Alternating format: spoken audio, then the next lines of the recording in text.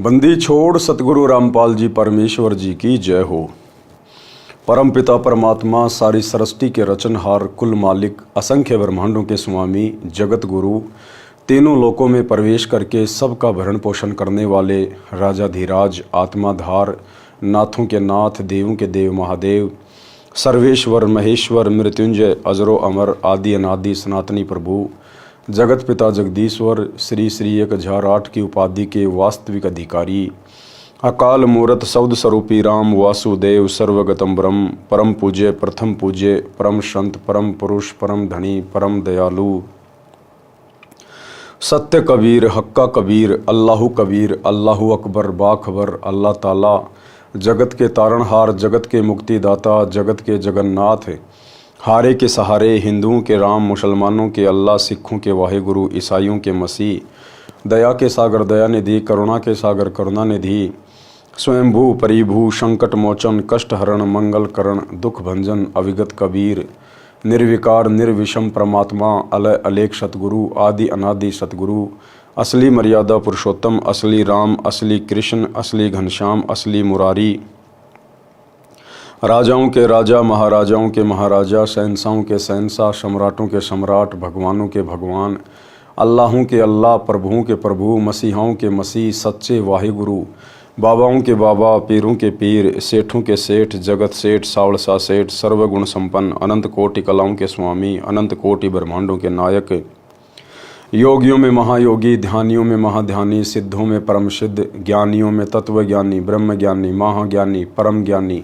सर्वश्रेष्ठ ज्ञानी विज्ञानी युवा कबीर समृद्ध कबीर असंवाद अमित ओजा सच्चे रहनुमा करीम अल्लाह सुभान अल्लाह दुनिया के अंतिम पैगंबर 8 सितंबर 1951 से गांव धनाना जिला सोनीपत हरियाणा भारतवर्ष की पावन भूमि पे प्रकट रियल कल की भगवान श्री नारायण साकार हरि श्री बाबा साहेब नूर अनंत परमात्मा संत श्रोमणी सतगुरु रामपाल जी परमेश्वर जी के चरण कमल में साध संगति से जुड़े हुए देश विदेश से आप और हम सभी सत्सेवक भाई बहनों का अनंत कोटि दंडवत प्रणाम। सत्साई भाई और बहनों, दया परम पिता परमेश्वर जी की सारी सृष्टि के सृजनहार सतगुरु रामपाल जी भगवान की जिनके शुभ आशीर्वाद से उन्हीं के कर कमल से लिखित पवित्र पुस्तक जीने की राह के ऊपर वीडियो बनाने की श्रृंखला जारी है। इसी श्रृंखला में आज हमारा ये 27वें नंबर का वीडियो है। प्रत्येक वीडियो में गुरुदेव भगवान के आशीर्वाद से हमें बहुत कुछ भक्ति मार्ग के विषय में जानने और समझने को मिल रहा है, जिससे हमारा विश्वास गुरुदेव के चरणों में दृढ़ होता जा रहा है। भाई और बहनों, कल जीने की राह पुस्तक के ऊपर हमारा अंतिम वीडियो होगा, क्योंकि कल परमेश्वर ने भक्ति और मर्यादाओं के विषय में हमें समझाना चाहा है। तो इस पुस्तक को पढ़ने के बाद हमें ये भी पता होना चाहिए कि सतगुरु रामपाल जी परमेश्वर जी से जुड़ने के लिए उनकी भक्ति को सफल करने के लिए हमने किन किन मर्यादाओं का ध्यान रखना होगा। तो कल हमारा अंतिम वीडियो होगा जीने की राह पुस्तक के ऊपर भक्ति और मर्यादाओं को लेकर। तो आज गुरुदेव भगवान हमें क्या कुछ इस पवित्र पुस्तक जीने की राह में समझा रहे हैं, हमें भक्ति और साधना के विषय में अंतर बता रहे हैं। पूजा क्या है और साधना क्या है।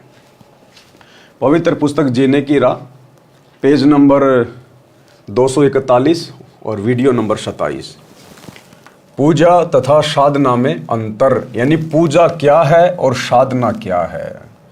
पूजा का मतलब होता है वो वस्तु जो हमें चाहिए, जिसके लिए हम इतना प्रयास कर रहे हैं। वो पूज्य वस्तु हमारी क्या है जिसके लिए हम भक्ति कर रहे हैं। और साधना होती है उस पूज्य वस्तु को प्राप्त करने के लिए जो मेहनत की जाती है, जो मजदूरी की जाती है, उसको कहते हैं साधना। तो परमात्मा को प्राप्त करने के लिए हम जो जो भक्ति क्रियाएं करते हैं उसको कहते हैं साधना।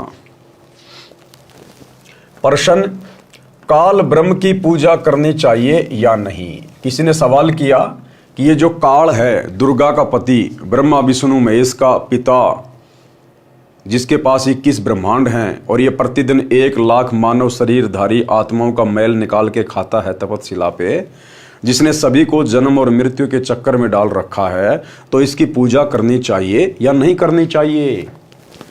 काल ब्रह्म की पूजा करनी चाहिए या नहीं, गीता में प्रमाण दिखाइए। उत्तर, नहीं करनी चाहिए। पहले आप जी को पूजा तथा साधना का भेद बताते हैं कि पूजा और साधना में क्या अंतर होता है। भक्ति अर्थात पूजा, जैसे हमारे को पता है कि पृथ्वी के अंदर मीठा शीतल जल है, उसको प्राप्त कैसे किया जा सकता है। उसके लिए बोकी के द्वारा जमीन में सुराख किया जाता है, उस सुराख में लोहे की पाइप डाली जाती है, फिर हैंडपंप नल की मशीन लगाई जाती है, तब वह शीतल जीवनदाता जल प्राप्त होता है।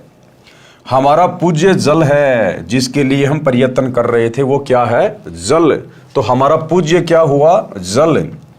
और उस जल को प्राप्त करने के लिए प्रयोग किए उपकरण तथा प्रयत्न साधना जाने। यदि हम उपकरणों की पूजा में लगे रहे तो जल प्राप्त नहीं कर सकते। उपकरणों द्वारा पूज्य वस्तु प्राप्त की जाती है।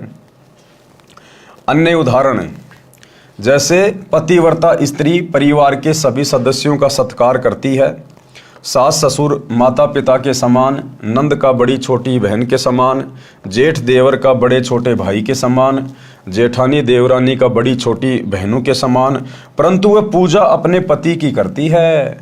जब वे अलग होते हैं तो अपने हिस्से की सभी वस्तुएं उठाकर अपने पति वाले मकान में ले जाती है।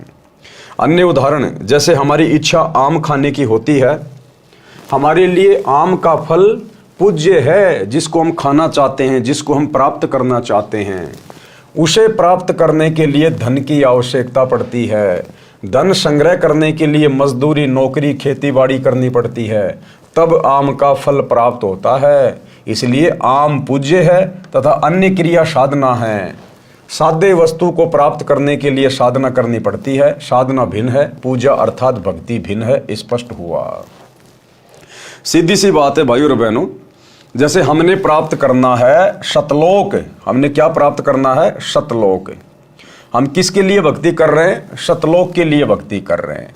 उसके लिए हमने किसकी भक्ति करनी पड़ेगी? सतगुरु रामपाल जी भगवान की भक्ति करनी पड़ेगी। तो सतगुरु रामपाल जी भगवान है हमारे पूज्य। हम किन की पूजा कर रहे हैं? सतगुरु रामपाल जी की। तो ये है हमारी वो पूज्य वस्तु सतगुरु रामपाल जी। अब इनको खुश करने के लिए, इनको प्राप्त करने के लिए, इनकी पूजा करने के लिए, सतलोक प्राप्त करने के लिए हम जो जो भक्ति विधि अपनाएंगे, पांचों यज्ञ करेंगे, दान धर्म करेंगे, सुमरण करेंगे, सत्संग सुनेंगे, मर्यादा निभाएंगे, ये है साधना। यानी गुरुदेव भगवान को प्राप्त करने के लिए, सतलोक को प्राप्त करने के लिए हमने जो भी मेहनत, जो भी प्रयत्न, जो भी भक्ति हमने करनी पड़ेगी, उसको कहते हैं साधना। यानी पूज्य वस्तु को प्राप्त करने के लिए जो मेहनत की जाएगी उसको कहते हैं साधना। प्रश्न चल रहा है कि क्या ब्रह्म की पूजा करनी चाहिए? ब्रह्म यानी ये दुर्गा का पति। इसको चाहे ब्रह्म कहिए, चाहे ज्योति निरंजन कहिए, चाहे इसको काल कहिए, चाहे इसको क्षर पुरुष कहिए, ये चारों नाम इसी के हैं। प्रश्न चल रहा है क्या ब्रह्म की पूजा करनी चाहिए, क्या काल की पूजा करनी चाहिए? उत्तर में कहा है कि नहीं करनी चाहिए। अब श्रीमद् भगवत गीता में प्रमाण दिखाते हैं। गीता अध्याय 7 श्लोक 12 से 15 में तो गीता ज्ञानदाता ने बता दिया है कि तीनों गुणों, रजगुण श्री ब्रह्मा जी, सतगुण श्री विष्णु जी तथा तमगुण श्री शिव जी की भक्ति व्यर्थ है, बेकार है। फिर गीता अध्याय 7 के श्लोक 16, 17, 18 में गीता ज्ञानदाता ब्रह्म ने अपनी भक्ति से होने वाली गति अर्थात मोक्ष को अनुत्तम अर्थात घटिया बताया है। गीता का ज्ञान जिसने दिया है ब्रह्म ने, काल ने, उसने गीता अध्याय 7 श्लोक 12 से 15 में तीनों देवता ब्रह्मा विष्णु महेश की भक्ति को खारिज कर दिया और 4 गालियां दी हैं उन लोगों को जो लोग ब्रह्मा विष्णु महेश की भक्ति करते हैं, उनकी पूजा करते हैं, उनको अपना पूज्य मानते हैं।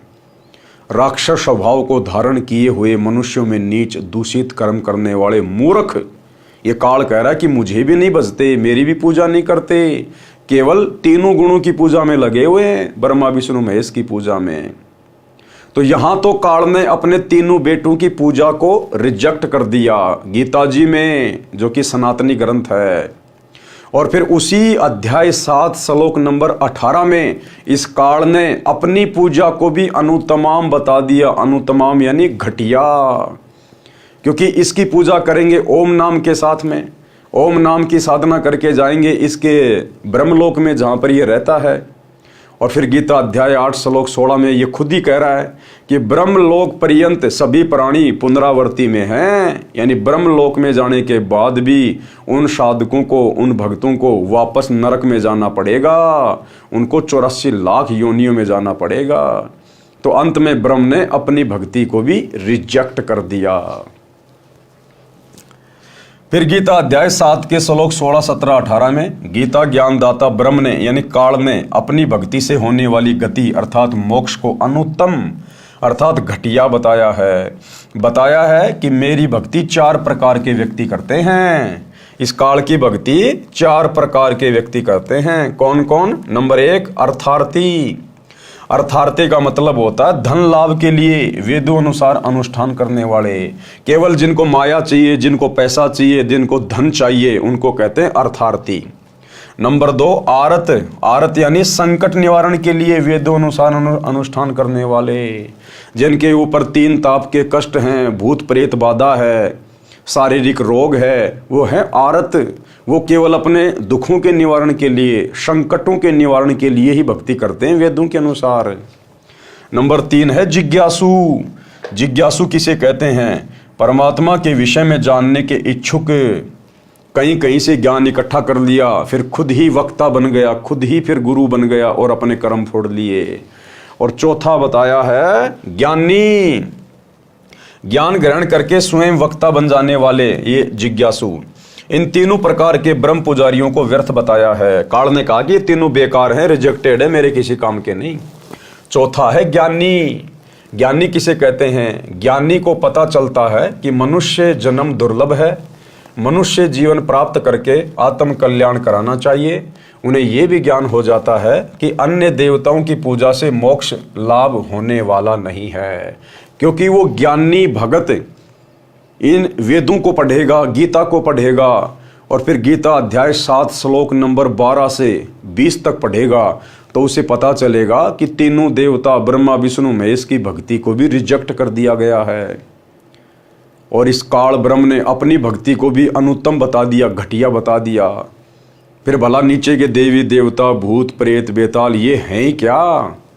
फिर वो ज्ञानी आत्मा जो एकमात्र ओम मंत्र है, गीता अध्याय 8 श्लोक नंबर 13 में इस ब्रह्म का, उसी को उत्तम मान के, सर्वश्रेष्ठ मान के, मोक्षदाता मान के और उसी की भक्ति में लगी रहती है। लेकिन उस ज्ञानी आत्मा को भी तत्वदर्शी संत ना मिलने के कारण वो भी अंत में फिर 84 में ही जाता है। उन्हें यह भी ज्ञान हो जाता है कि अन्य देवताओं की पूजा से मोक्ष लाभ होने वाला नहीं है, इसलिए एक परमात्मा की भक्ति अनन्य मन से करने से पूर्ण मोक्ष संभव है। उनको तत्वदर्शी संत ना मिलने से उन्होंने जैसा भी वेदों को जाना, उसी आधार से ब्रह्म को यानी इस काल को एक समर्थ प्रभु मानकर यजुर्वेद अध्याय 40 मंत्र 15 से ओम नाम लेकर भक्ति की, परंतु पूर्ण मोक्ष नहीं हुआ। ओम नाम ब्रह्म साधना का है, यानी ओम नाम इस ब्रह्म का है, इस काल का। उससे ब्रह्म लोक प्राप्त होगा, जो कि पूर्व में प्रमाणित किया जा चुका है। गीता अध्याय 8 श्लोक 16 में कहा है कि ब्रह्म लोक पर्यंत सब लोग पुनरावर्ती में हैं, अर्थात आवागमन में हैं, जन्म और मृत्यु में है। अर्थात ब्रह्म लोक में गए भगत भी पुनः लौटकर संसार में जन्म मृत्यु के चक्कर में गिरते हैं। ये है गीता जी का निष्कर्ष।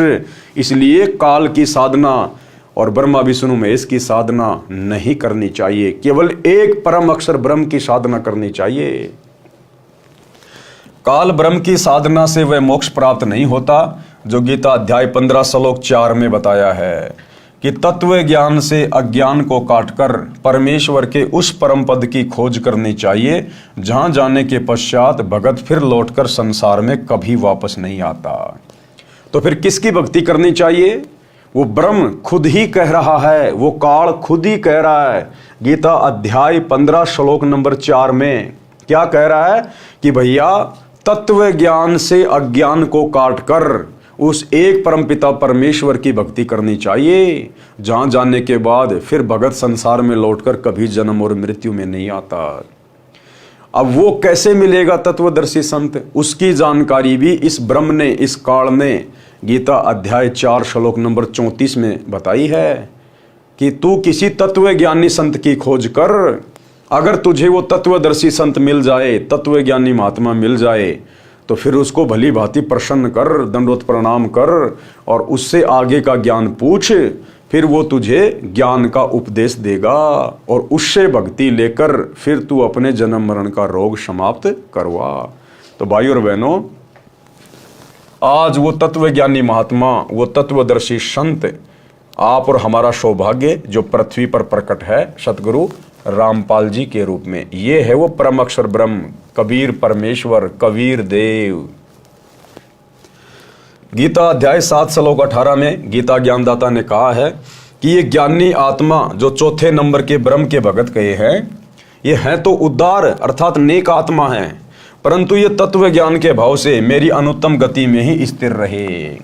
तत्व ज्ञान के भाव से काल कह रहा है कि वो ज्ञानी भी मेरी घटिया साधना में लगा रहा, ओम नाम का ही जाप करता रहा और ब्रह्मलोक में पहुंच गया।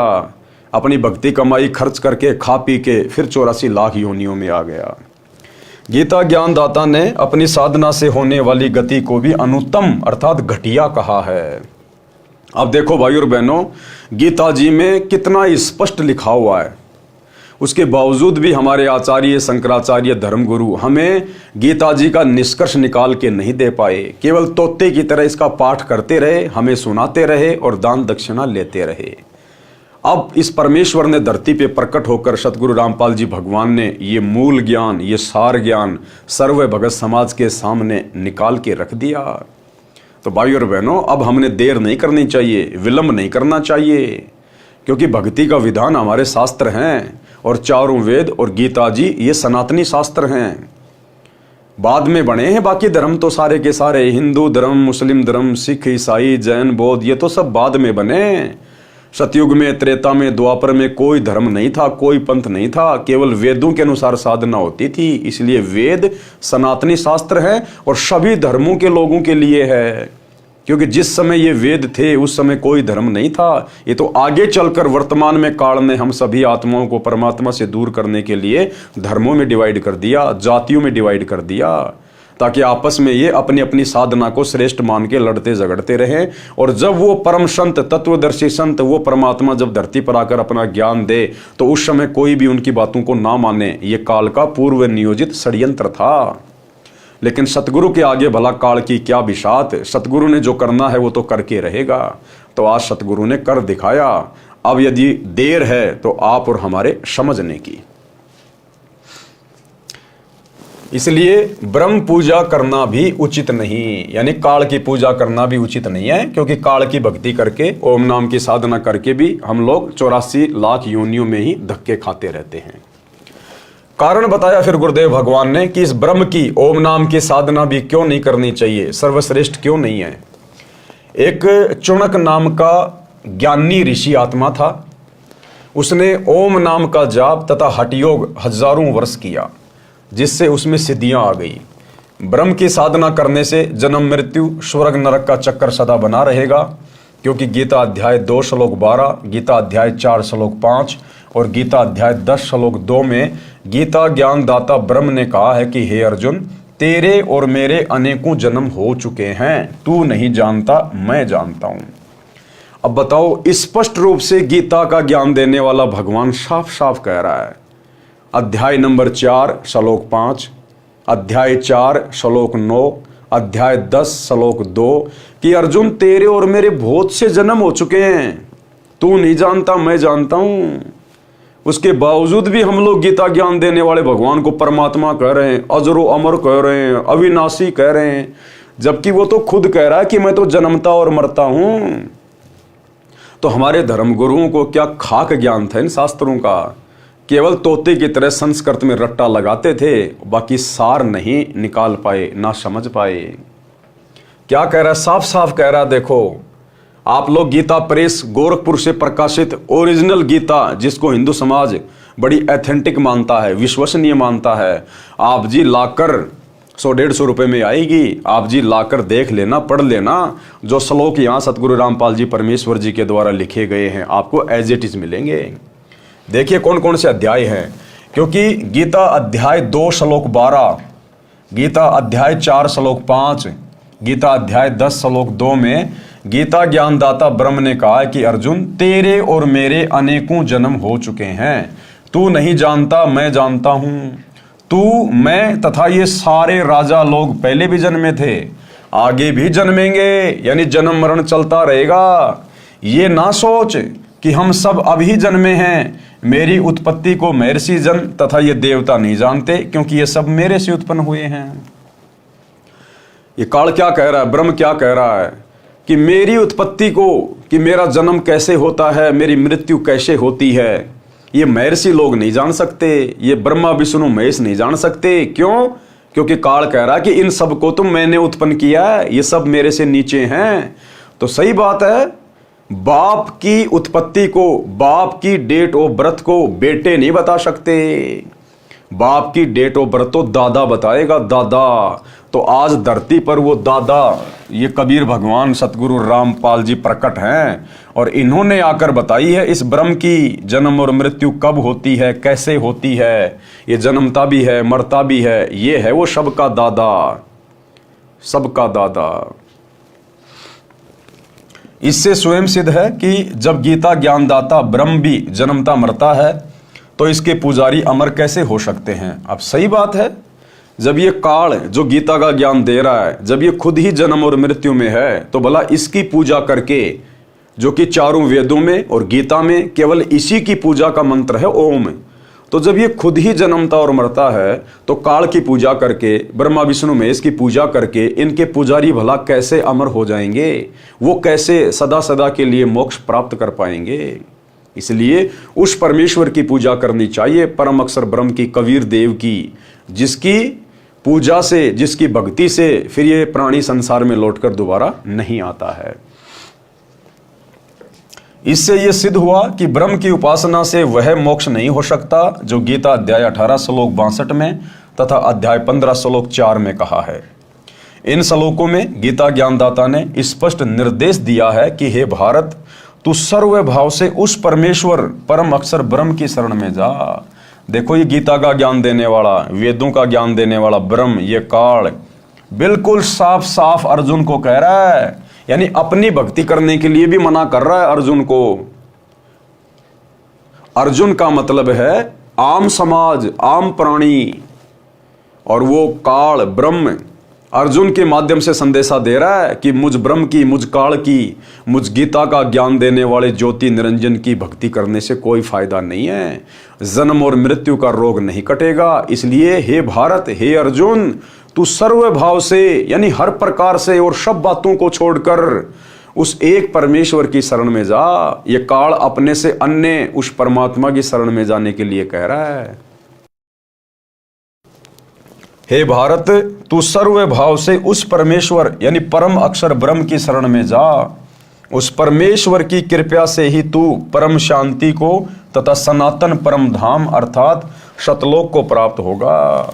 यानी परम शांति, जहां जाने के बाद कोई दुख नहीं, कोई कष्ट नहीं, कोई बुढ़ापा नहीं, कोई मौत नहीं।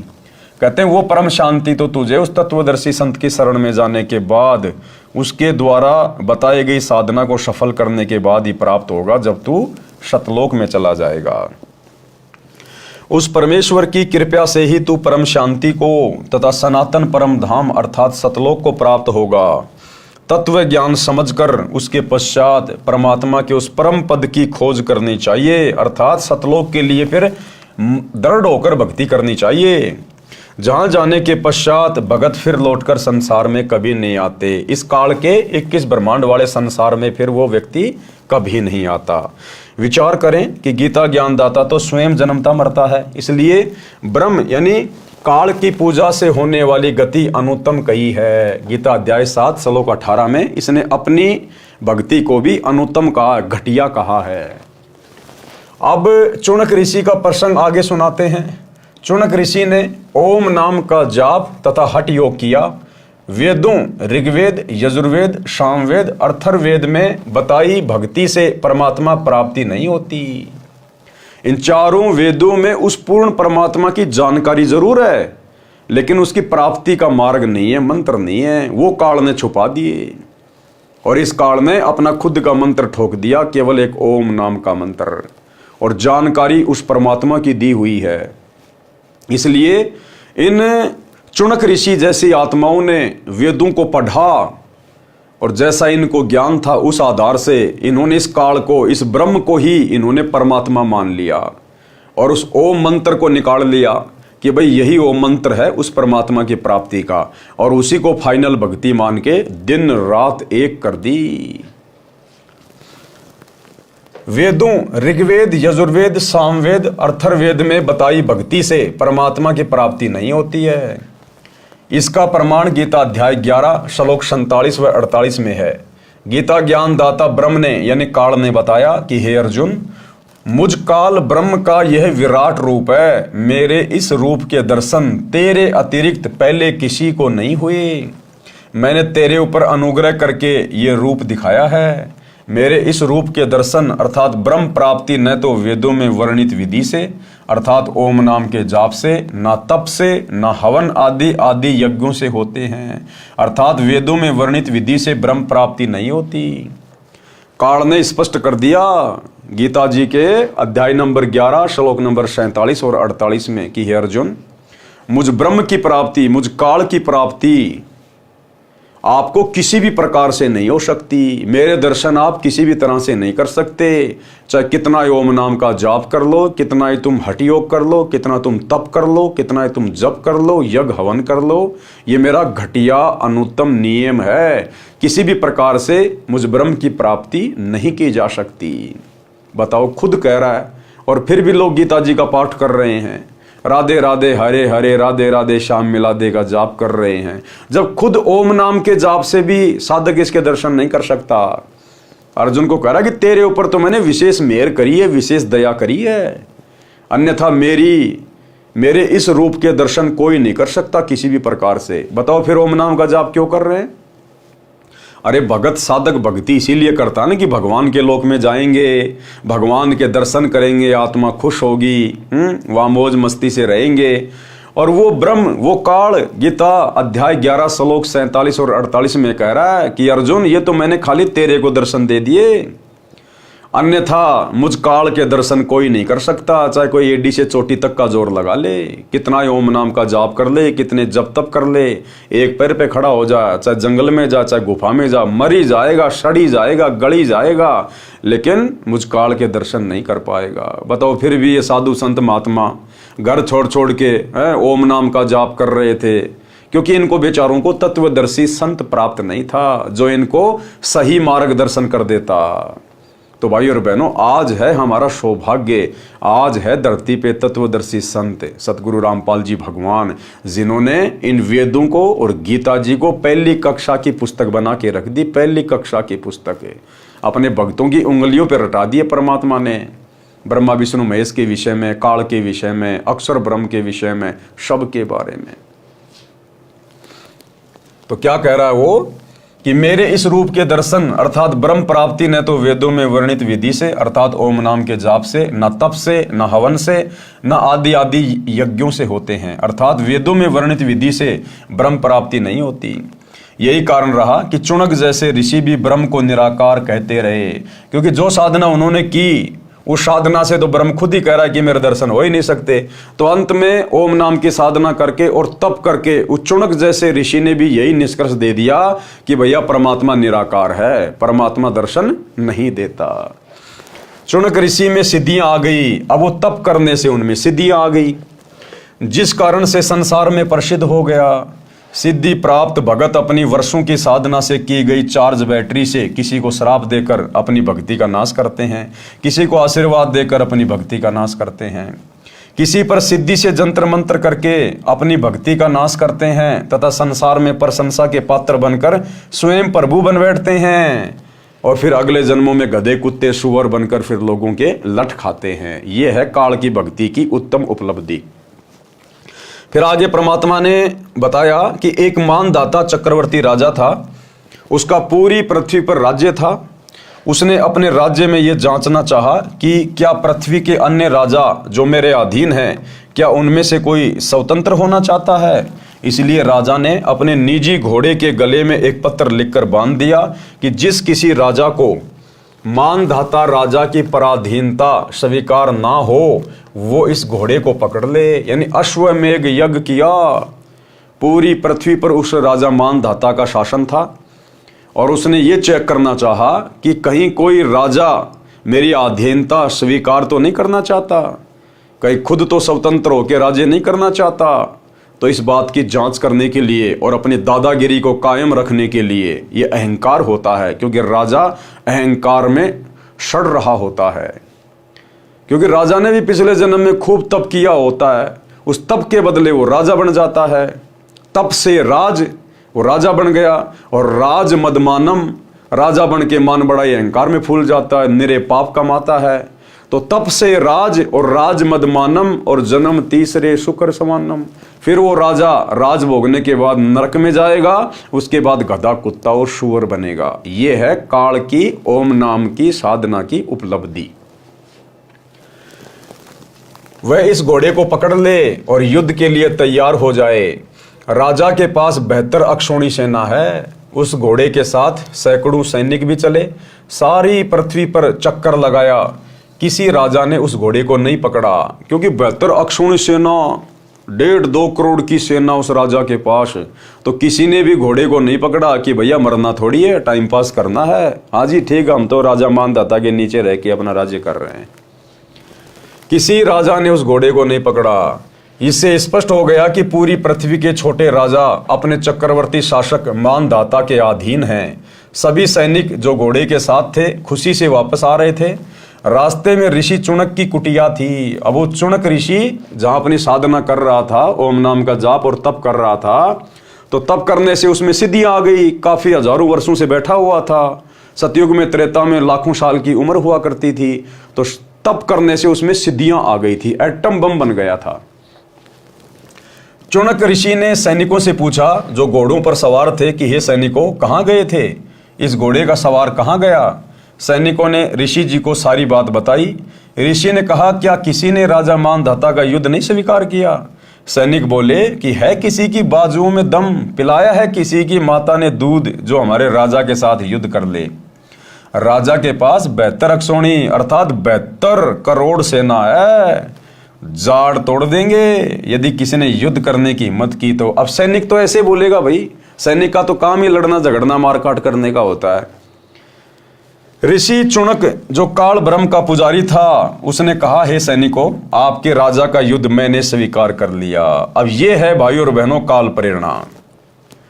परमात्मा ने बताया, वो चुनक ऋषि घर छोड़ के जंगल में साधना कर रहा था, तप कर रहा था। किस लिए कर रहा था? परमात्मा प्राप्ति के लिए भक्ति कर रहा था, भगत बन के। लेकिन था काल के अधीन, काल की भक्ति कर रहा था, तो सिर पे तो काल बैठा रहेगा ना, सद्बुद्धि आएगी नहीं जब तक तत्वदर्शी संत से उपदेश लेके भक्ति नहीं करेगा। तो ये काल कैसे अपने भक्तों को धोखा देता है, खुद के उपासकों को भी ये धोखा देता है। अब वो चुनक ऋषि को काल ने अंदर से प्रेरणा कर दी कि राजा का युद्ध तू स्वीकार कर ले, क्योंकि तप करने वाले में भी अहंकार आता है, सिद्धियां होती हैं। उधर राजा में अहंकार, इधर तपस्वी में अहंकार। तो चुनक ऋषि ने कहा कि मैंने तुम्हारे राजा का युद्ध स्वीकार कर लिया और ये घोड़ा यही छोड़ जाओ, बोल दो तुम्हारे राजा को। अब भाई और बहनों, हमने शिक्षा लेनी है।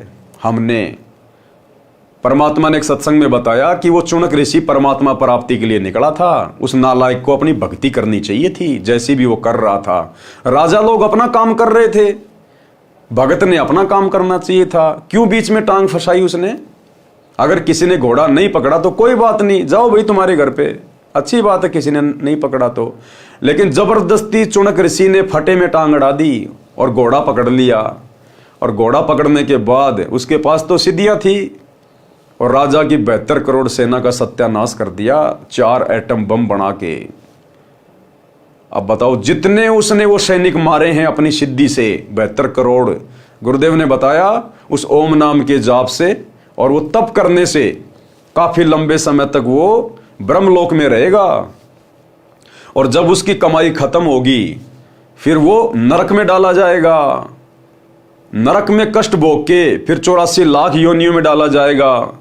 फिर जब उसका कुत्ता बनने का नंबर आएगा, चौनक ऋषि का, उस ब्रह्म पुजारी का, जब उसका कुत्ता बनने का नंबर आएगा, उस समय उसके सिर में कीड़े पड़ेंगे, कीड़े, क्योंकि उसने 72 करोड़ सेना अपनी सिद्धि से मारी थी। अब भाई हत्या चाहे अपनी सिद्धि से कर दो, चाहे हथियार से कर दो, कैसे भी कर दो, वो लिखे जाते हैं। तो जब वो चौनक ऋषि अपनी ओम नाम की कमाई और तप की कमाई भोग के जब नीचे आएगा, कुत्ता बनेगा, वो 72 करोड़ सैनिक कीड़े बन के, 72 करोड़ सैनिक बनेंगे कीड़े, और उधर चौनक ऋषि बनेगा कुत्ता, और वो 72 करोड़ सैनिक अपना बदला लेंगे, अपनी मौत का बदला, उसके सर में कीड़े पड़ेंगे। ऐसी दुर्गति होगी उसकी, चौनक ऋषि की, काल के पुजारी की। इसलिए परमात्मा मना करते हैं कि इस ब्रह्म की साधना भी घटिया है, अनुत्तम है। ये खुद अध्याय 7 श्लोक 18 और 19 में कह रहा है कि मेरी साधना भी अनुत्तम है, घटिया है, मोक्षदायक नहीं है, जन्म मरण का चक्कर चलता ही रहेगा। तो हम भक्तों ने चौनक ऋषि के इस प्रकरण से शिक्षा लेनी है कि भैया राजा लोग अपनी राजनीति करो। नरेंद्र मोदी है कहीं अपनी रैली कर रहा है, राहुल गांधी कहीं अपनी रैली कर रहा है, कोई भी राजनीतिक पार्टी अपना कोई भी अपना प्रोपेगेंडा चला रही है। हम भक्तों ने उनकी रैलियों में धक्के नहीं खाने चाहिए। हम भक्तों ने पार्टी विशेष को देख के वोटबाजी नहीं करनी चाहिए, किसी राजनेता का समर्थन नहीं करना चाहिए। हम भगत हैं, अपने आत्म कल्याण के लिए भक्ति कर रहे हैं, बकवाद करने के लिए नहीं कर रहे। लेकिन वर्तमान में जिस प्रकार इस परीक्षा के समय में 2014 बरवाला कांड के बाद गुरुदेव के परिवार ने उसी काल की शैतान की प्रेरणा से जो भगत समाज की मर्यादाएं तुड़वा दी है, राजनेताओं की रैलियों में भेज भेज के, आरक्षणों में बैठा के, गुंडों की सीबीआई जांच करवा के, तरह तरह से कुकर्म करवा के, भक्तों के ज्योति पाठ और दान का पैसा चंदे के रूप में आरक्षणों में दे के, जाटों की धर्मशाला बनवा के करोड़ों रुपये में, उसी काल की शैतान की प्रेरणा से, ब्रह्म की प्रेरणा से, और भक्तों की मर्यादा तुड़वा दी। फिर हमने क्या शिक्षा ली गुरुदेव के सत्संगों से? इस चौनक ऋषि की कथा से हमें यही तो शिक्षा मिलती है कि उस नालायक ने भक्ति करनी थी, क्यों फालतू में उसका घोड़ा पकड़ा, क्यों राजाओं के बीच में टांग फंसाई, और अंत में अपनी सारी भक्ति कमाई नष्ट करके चला गया। क्या कह रहे हैं गुरुदेव? उन सैनिकों ने क्या कहा कि जाड़ तोड़ देंगे यदि किसी ने युद्ध करने की हिम्मत की तो। ऋषि चौनक जो काल ब्रह्म का पुजारी था, उसने कहा कि ये सैनिकों, आपके राजा का युद्ध मैंने स्वीकार कर लिया, ये घोड़ा बांध दो मेरी कुटिया वाले पेड़ से। सैनिक बोले कि हे कंगले, तेरे पास दाने तो खाने को नहीं है, क्या युद्ध करेगा तू? राजा मानदाता के साथ अपनी भक्ति कर ले। वो सैनिक क्या कह रहे हैं कि चुपचाप अपनी भक्ति कर ले। अरे हम भी तो ये कह रहे हैं इन सतलोक आश्रम वालों से कि भैया चुपचाप अपनी भक्ति कर लो, ये पाखंड करना छोड़ दो, ये राजनेताओं के पीछे दौड़ना छोड़ दो, चुपचाप अपनी भक्ति कर लो। तो वो सैनिक बेचारे फिर भी उसको समझा रहे हैं कि भगत जी तेरी भक्ति कर ले, तू फालतू में राजाओं के बीच में टांग मत फंसा। लेकिन अहंकार, अपनी भक्ति कर ले, क्यों शात बोल दे रही है तेरी, यानी क्यों तेरे सिर के ऊपर तेरी मौत मंडरा रही है, अर्थात तेरी क्यों शामत आई है। ऋषि ने कहा जो होगा सो देखा जाएगा, जाओ कह दो तुम्हारे राजा को कि तुम्हारा युद्ध चौनक ऋषि ने स्वीकार कर लिया है। राजा को पता चला तो सोचा कि आज एक कंगाल सिरफिरे ऋषि की हिम्मत हुई है, कल कोई दूसरा हिम्मत करेगा। बुराई को प्रारंभ में ही समाप्त कर देना चाहिए। जनता को भयभीत करने के लिए, एक व्यक्ति को मारने के लिए, यानी चौनक ऋषि को मारने के लिए राजा मानदाता ने 72 करोड़ सेना की 4 टुकड़ियां बनाई। एक टुकड़ी 18 करोड़ सैनिक पहले भेजे ऋषि से युद्ध करने के लिए। काल ब्रह्म के पुजारी चौनक ऋषि ने सिद्धि शक्ति से 4 पुतलियां बनाई, जैसे आजकल वैज्ञानिकों ने परमाणु बम बना लिए, एटम बम बना लिए। काल ब्रह्म के पुजारी चौनक ऋषि ने सिद्धि शक्ति से 4 पुतलियां बनाई, अर्थात 4 परमाणु बम तैयार किए। एक पुतली छोड़ी, उसने 18 करोड़ सेना को काट डाला।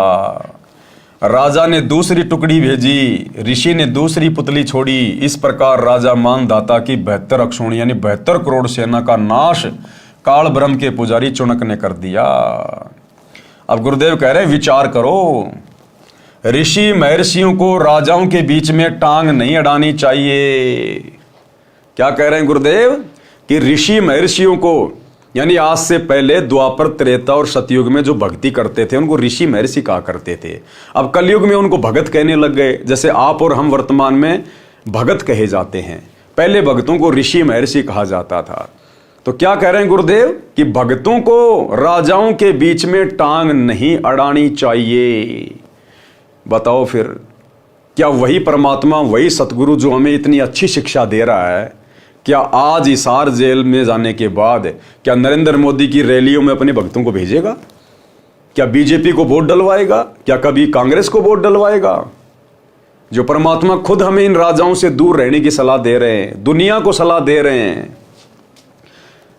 विचार करें, ऋषि महर्षियों को यानी भक्तों को, संतों को राजाओं के बीच में टांग नहीं अड़ानी चाहिए। कारण यह है कि ऋषि जनों ने यानी भक्तों ने हजारों वर्ष ओम नाम का जाप किया परमात्मा प्राप्ति के लिए। परमात्मा मिला नहीं, क्योंकि गीता अध्याय 11 श्लोक 47-48 में लिखा है कि वेदों में यानी चारों वेदों ऋग्वेद, यजुर्वेद, सामवेद तथा अथर्ववेद में वर्णित भक्ति विधि से ब्रह्म यानी काल प्राप्ति नहीं है। इसलिए इससे ऋषियों में सिद्धियां प्रकट हो जाती हैं।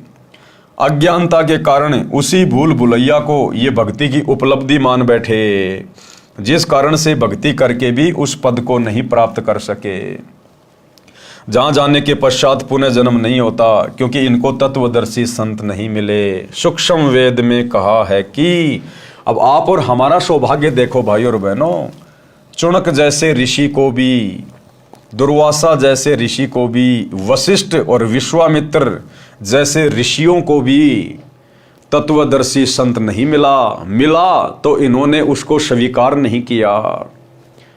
और आज आप और हमें देखो, इस घोर कलयुग में परमात्मा तत्वदर्शी संत के रूप में आकर मिल चुके हैं और हमें पूरा इतिहास बता दिया कि भक्तों ने क्या क्या गलतियां की आज से पहले, और तुम लोगों ने किस प्रकार सावधानी बरत के अपनी भक्ति को सफल करना है। कबीर, गुरु बिन काहू न पाया ज्ञाना, जो थोथा भू छड़े मूड किसाना। यानी बिना सतगुरु के आज तक किसी ने भी ज्ञान प्राप्त नहीं किया, सच्चा ज्ञान प्राप्त नहीं हुआ, मोक्ष वाला ज्ञान प्राप्त नहीं हुआ। गुरु बिन काहू न पाया ज्ञाना, जो थोथा भूस छिड़े मूड किसाना। जिस प्रकार थोथा भूस, जैसे गेहूं आपने निकाल लिए, गेहूं निकालने के बाद उसके जो डूंडले बचे हुए हैं उसको यदि कोई कूटे उसमें से गेहूं निकालने के लिए, तो वो तो थोथा भूस कूट रहा है, वो तो मूर्ख है, मूर्ख, कुछ नहीं निकलेगा उसमें। तो बिना सतगुरु के आप चाहे तप कर लो, चाहे जप कर लो, चाहे वेद पढ़ लो, चाहे गीता पढ़ लो, आप तो थोथा भूस छिड़ रहे हो, डूंडले पीट रहे हो, डूंडले, उनमें से अनाज नहीं निकलेगा। गुरु बिन काहू न पाया ज्ञाना, जो थोथा भूस छिड़े मूड किसाना। और गुरु बिन वेद पढ़े जो प्राणी, समझे न सार रहे अज्ञानी। अब इनको गुरु तो बहुत मिले लेकिन सच्चा गुरु नहीं मिला। यहां पर सच्चे गुरु की बात हो रही है कि गुरु बिन वेद पढ़े जो प्राणी, समझे न सार रहे अज्ञानी। आपको लाखों गुरु मिलेंगे जो चारों वेदों को याद करके श्लोक संस्कृत में बोल बोल के सुना रहे हैं, दुनिया को ज्ञान दे रहे हैं, लेकिन वो सच्चे गुरु नहीं है। वो केवल तोते की तरह उन्होंने कंठस्थ याद कर रखा, उन श्लोकों को संस्कृत में घोट लिया, लेकिन वो वेद कह क्या रहे हैं, वो दोहे, वो श्लोक कह क्या रहे हैं, सार क्या है, निष्कर्ष क्या है, वो नहीं समझ पाए। इसलिए गुरु पद पर होने के बावजूद भी उनको हम गुरु नहीं कह सकते। गुरु वो है जो शास्त्रों का निष्कर्ष निकाल के दे दे। गरीब 72 अक्षौणी खा गया, यानी 72 करोड़ सेना राजा मानधाता की खा गया। वो कौन? चुनक ऋषिश्वर, एक ऋषि और ऋषिश्वर यानी ऋषियों में सर्वश्रेष्ठ कहा जाता था वो चुनक। अब बताओ, उनके ये काम है, उनके बिना सतगुरु के, बिना तत्व ज्ञान के, उन ऋषियों में सर्वश्रेष्ठ ऋषिवर ने भी अपनी दुर्गति करवाई और 72 अक्षौणी सेना खा गया, यानी मार डाली। गरीब 72 अक्षुणी खा गया, चुनक ऋषीश्वर एक, दे धारे जोरा फिरे सभी काल की भेक। ये तो जीती जागती मौत फिर रही है साधु संतों के रूप में। अब बताओ, भगत तो भाई साहब चींटी भी नहीं मार सकता, चींटी भी। अगर कभी ऐसी नौबत आ गई भगत के सामने, भगत तो अपनी तरफ से चींटी को भी नहीं मार सकता, चींटी को भी। और ये 72 करोड़ सेना को खा गया, अपनी सिद्धि शक्ति से मार दिया इसने। तो ये काहे के भगत थे ये। लेकिन आज से पहले तत्व ज्ञान के अभाव में हम केवल ऐसे रिद्धि सिद्धि वाले साधकों को, ऋषि मुनियों को ही बहुत बड़े भगत मानते थे। ये तो भक्ति के आसपास भी नहीं थे, आसपास भी। भावार्थ, तत्वदर्शी संत गुरु न मिलने के कारण जो साधना भगत करते हैं वह शास्त्र विधि त्याग कर मनमाना आचरण होता है। अब वो चुनक ऋषि मनमाना आचरण कर रहा था, मनमाना आचरण, जिससे कोई लाभ साधक को नहीं होता। क्योंकि वेदों में तो साफ साफ लिखा हुआ है कि उस तत्वदर्शी संत की खोज कर, उसके बताए अनुसार भक्ति कर, तब तुझे परमात्म ज्ञान होगा, तुझे वो परम धाम मिलेगा। अब इनको तत्वदर्शी संत मिला नहीं, ये तो खुद ही तत्वदर्शी संत बन बैठे अपने आप में। और तब करने से फिर इनमें सिद्धियां आ गई। ओम नाम का जाप करने से ब्रह्मलोक में चले जाते हैं, फिर नीचे गधे कुत्ते सुअर बनते हैं। गीता अध्याय 16 श्लोक 23-24 में प्रमाण है कि हे भारत, जो भगत शास्त्र विधि को त्याग कर मनमाना आचरण करता है उसको न तो सुख होता है, न सिद्धि प्राप्त होती है, और न ही उसकी गति अर्थात मोक्ष होता है। इसलिए तेरे लिए शास्त्र ही प्रमाण है कि कौन सी साधना करनी चाहिए और कौन सी नहीं करनी चाहिए। अब शास्त्रों का ज्ञान कहाँ से मिले, शास्त्रों का ज्ञान कौन बताए? ये शास्त्रों का ज्ञान तो केवल परमात्मा ही आके बताता है। तो आज से पहले उन आत्माओं का दुर्भाग्य, उनका बैड लक, उनको तत्वदर्शी संत नहीं मिला। लेकिन आज आप और हमारा गुड लक, आप और हमारा सौभाग्य कि तत्वदर्शी संत हमें सहज में उपलब्ध है। गुरु बिना अर्थात तत्वदर्शी संत के बिना चाहे वेदों को पढ़ते रहो, चाहे उनको कंठस्थ भी कर लो। जैसे पहले के ब्राह्मण वेदों के मंत्रों को याद कर लेते थे, जो चारों वेदों के मंत्र याद कर लेता था वह चतुर्वेदी कहलाता था। जो 3 वेदों के मंत्रों को याद कर लेता था वह त्रिवेदी कहलाता था। परंतु उनको वेदों के गूढ़ रहस्यों का ज्ञान ना होने के कारण वे ऋषिजन वेदों को पढ़कर घोटकर भी अज्ञानी रहे। सूक्ष्म वेद में कहा है कि पीठ मनुखा दाख लदी है, ऊंट खात बबूल।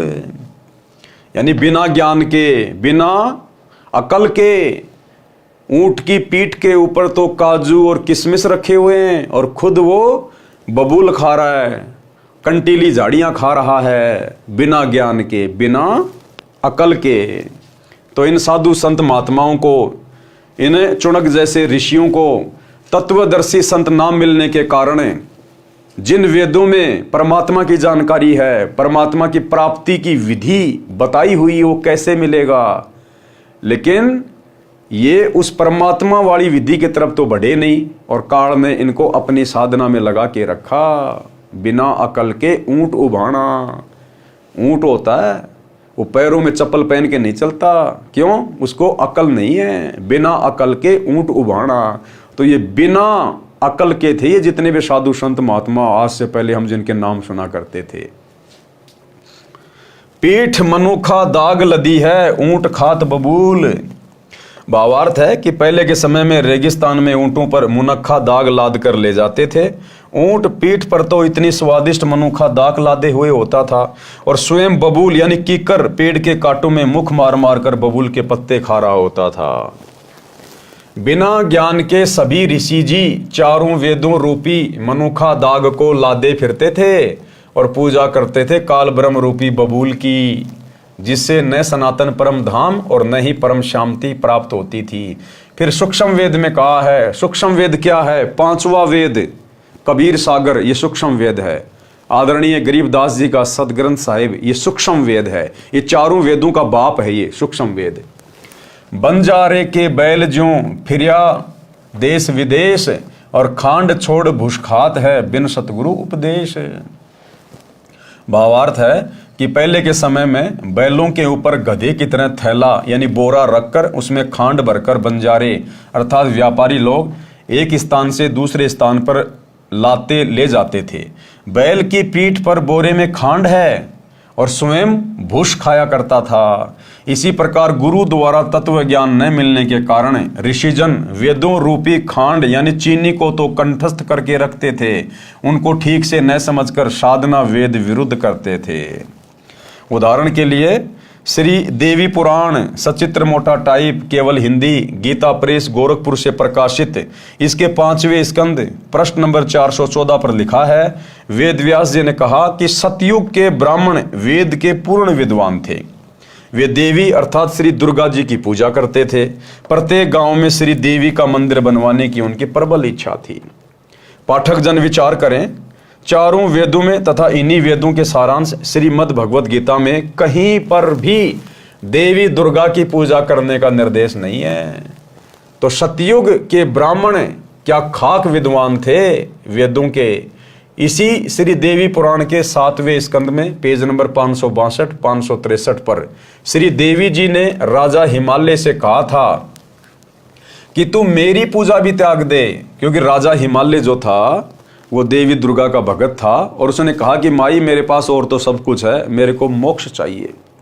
तो देवी दुर्गा ने तो यहां तक कहा उसको, राजा हिमालय को, कि भैया तू मेरी भक्ति भी छोड़ दे और केवल एक ओम नाम का जाप कर, उस ब्रह्म की पूजा कर, तू ब्रह्मलोक को प्राप्त हो जाएगा।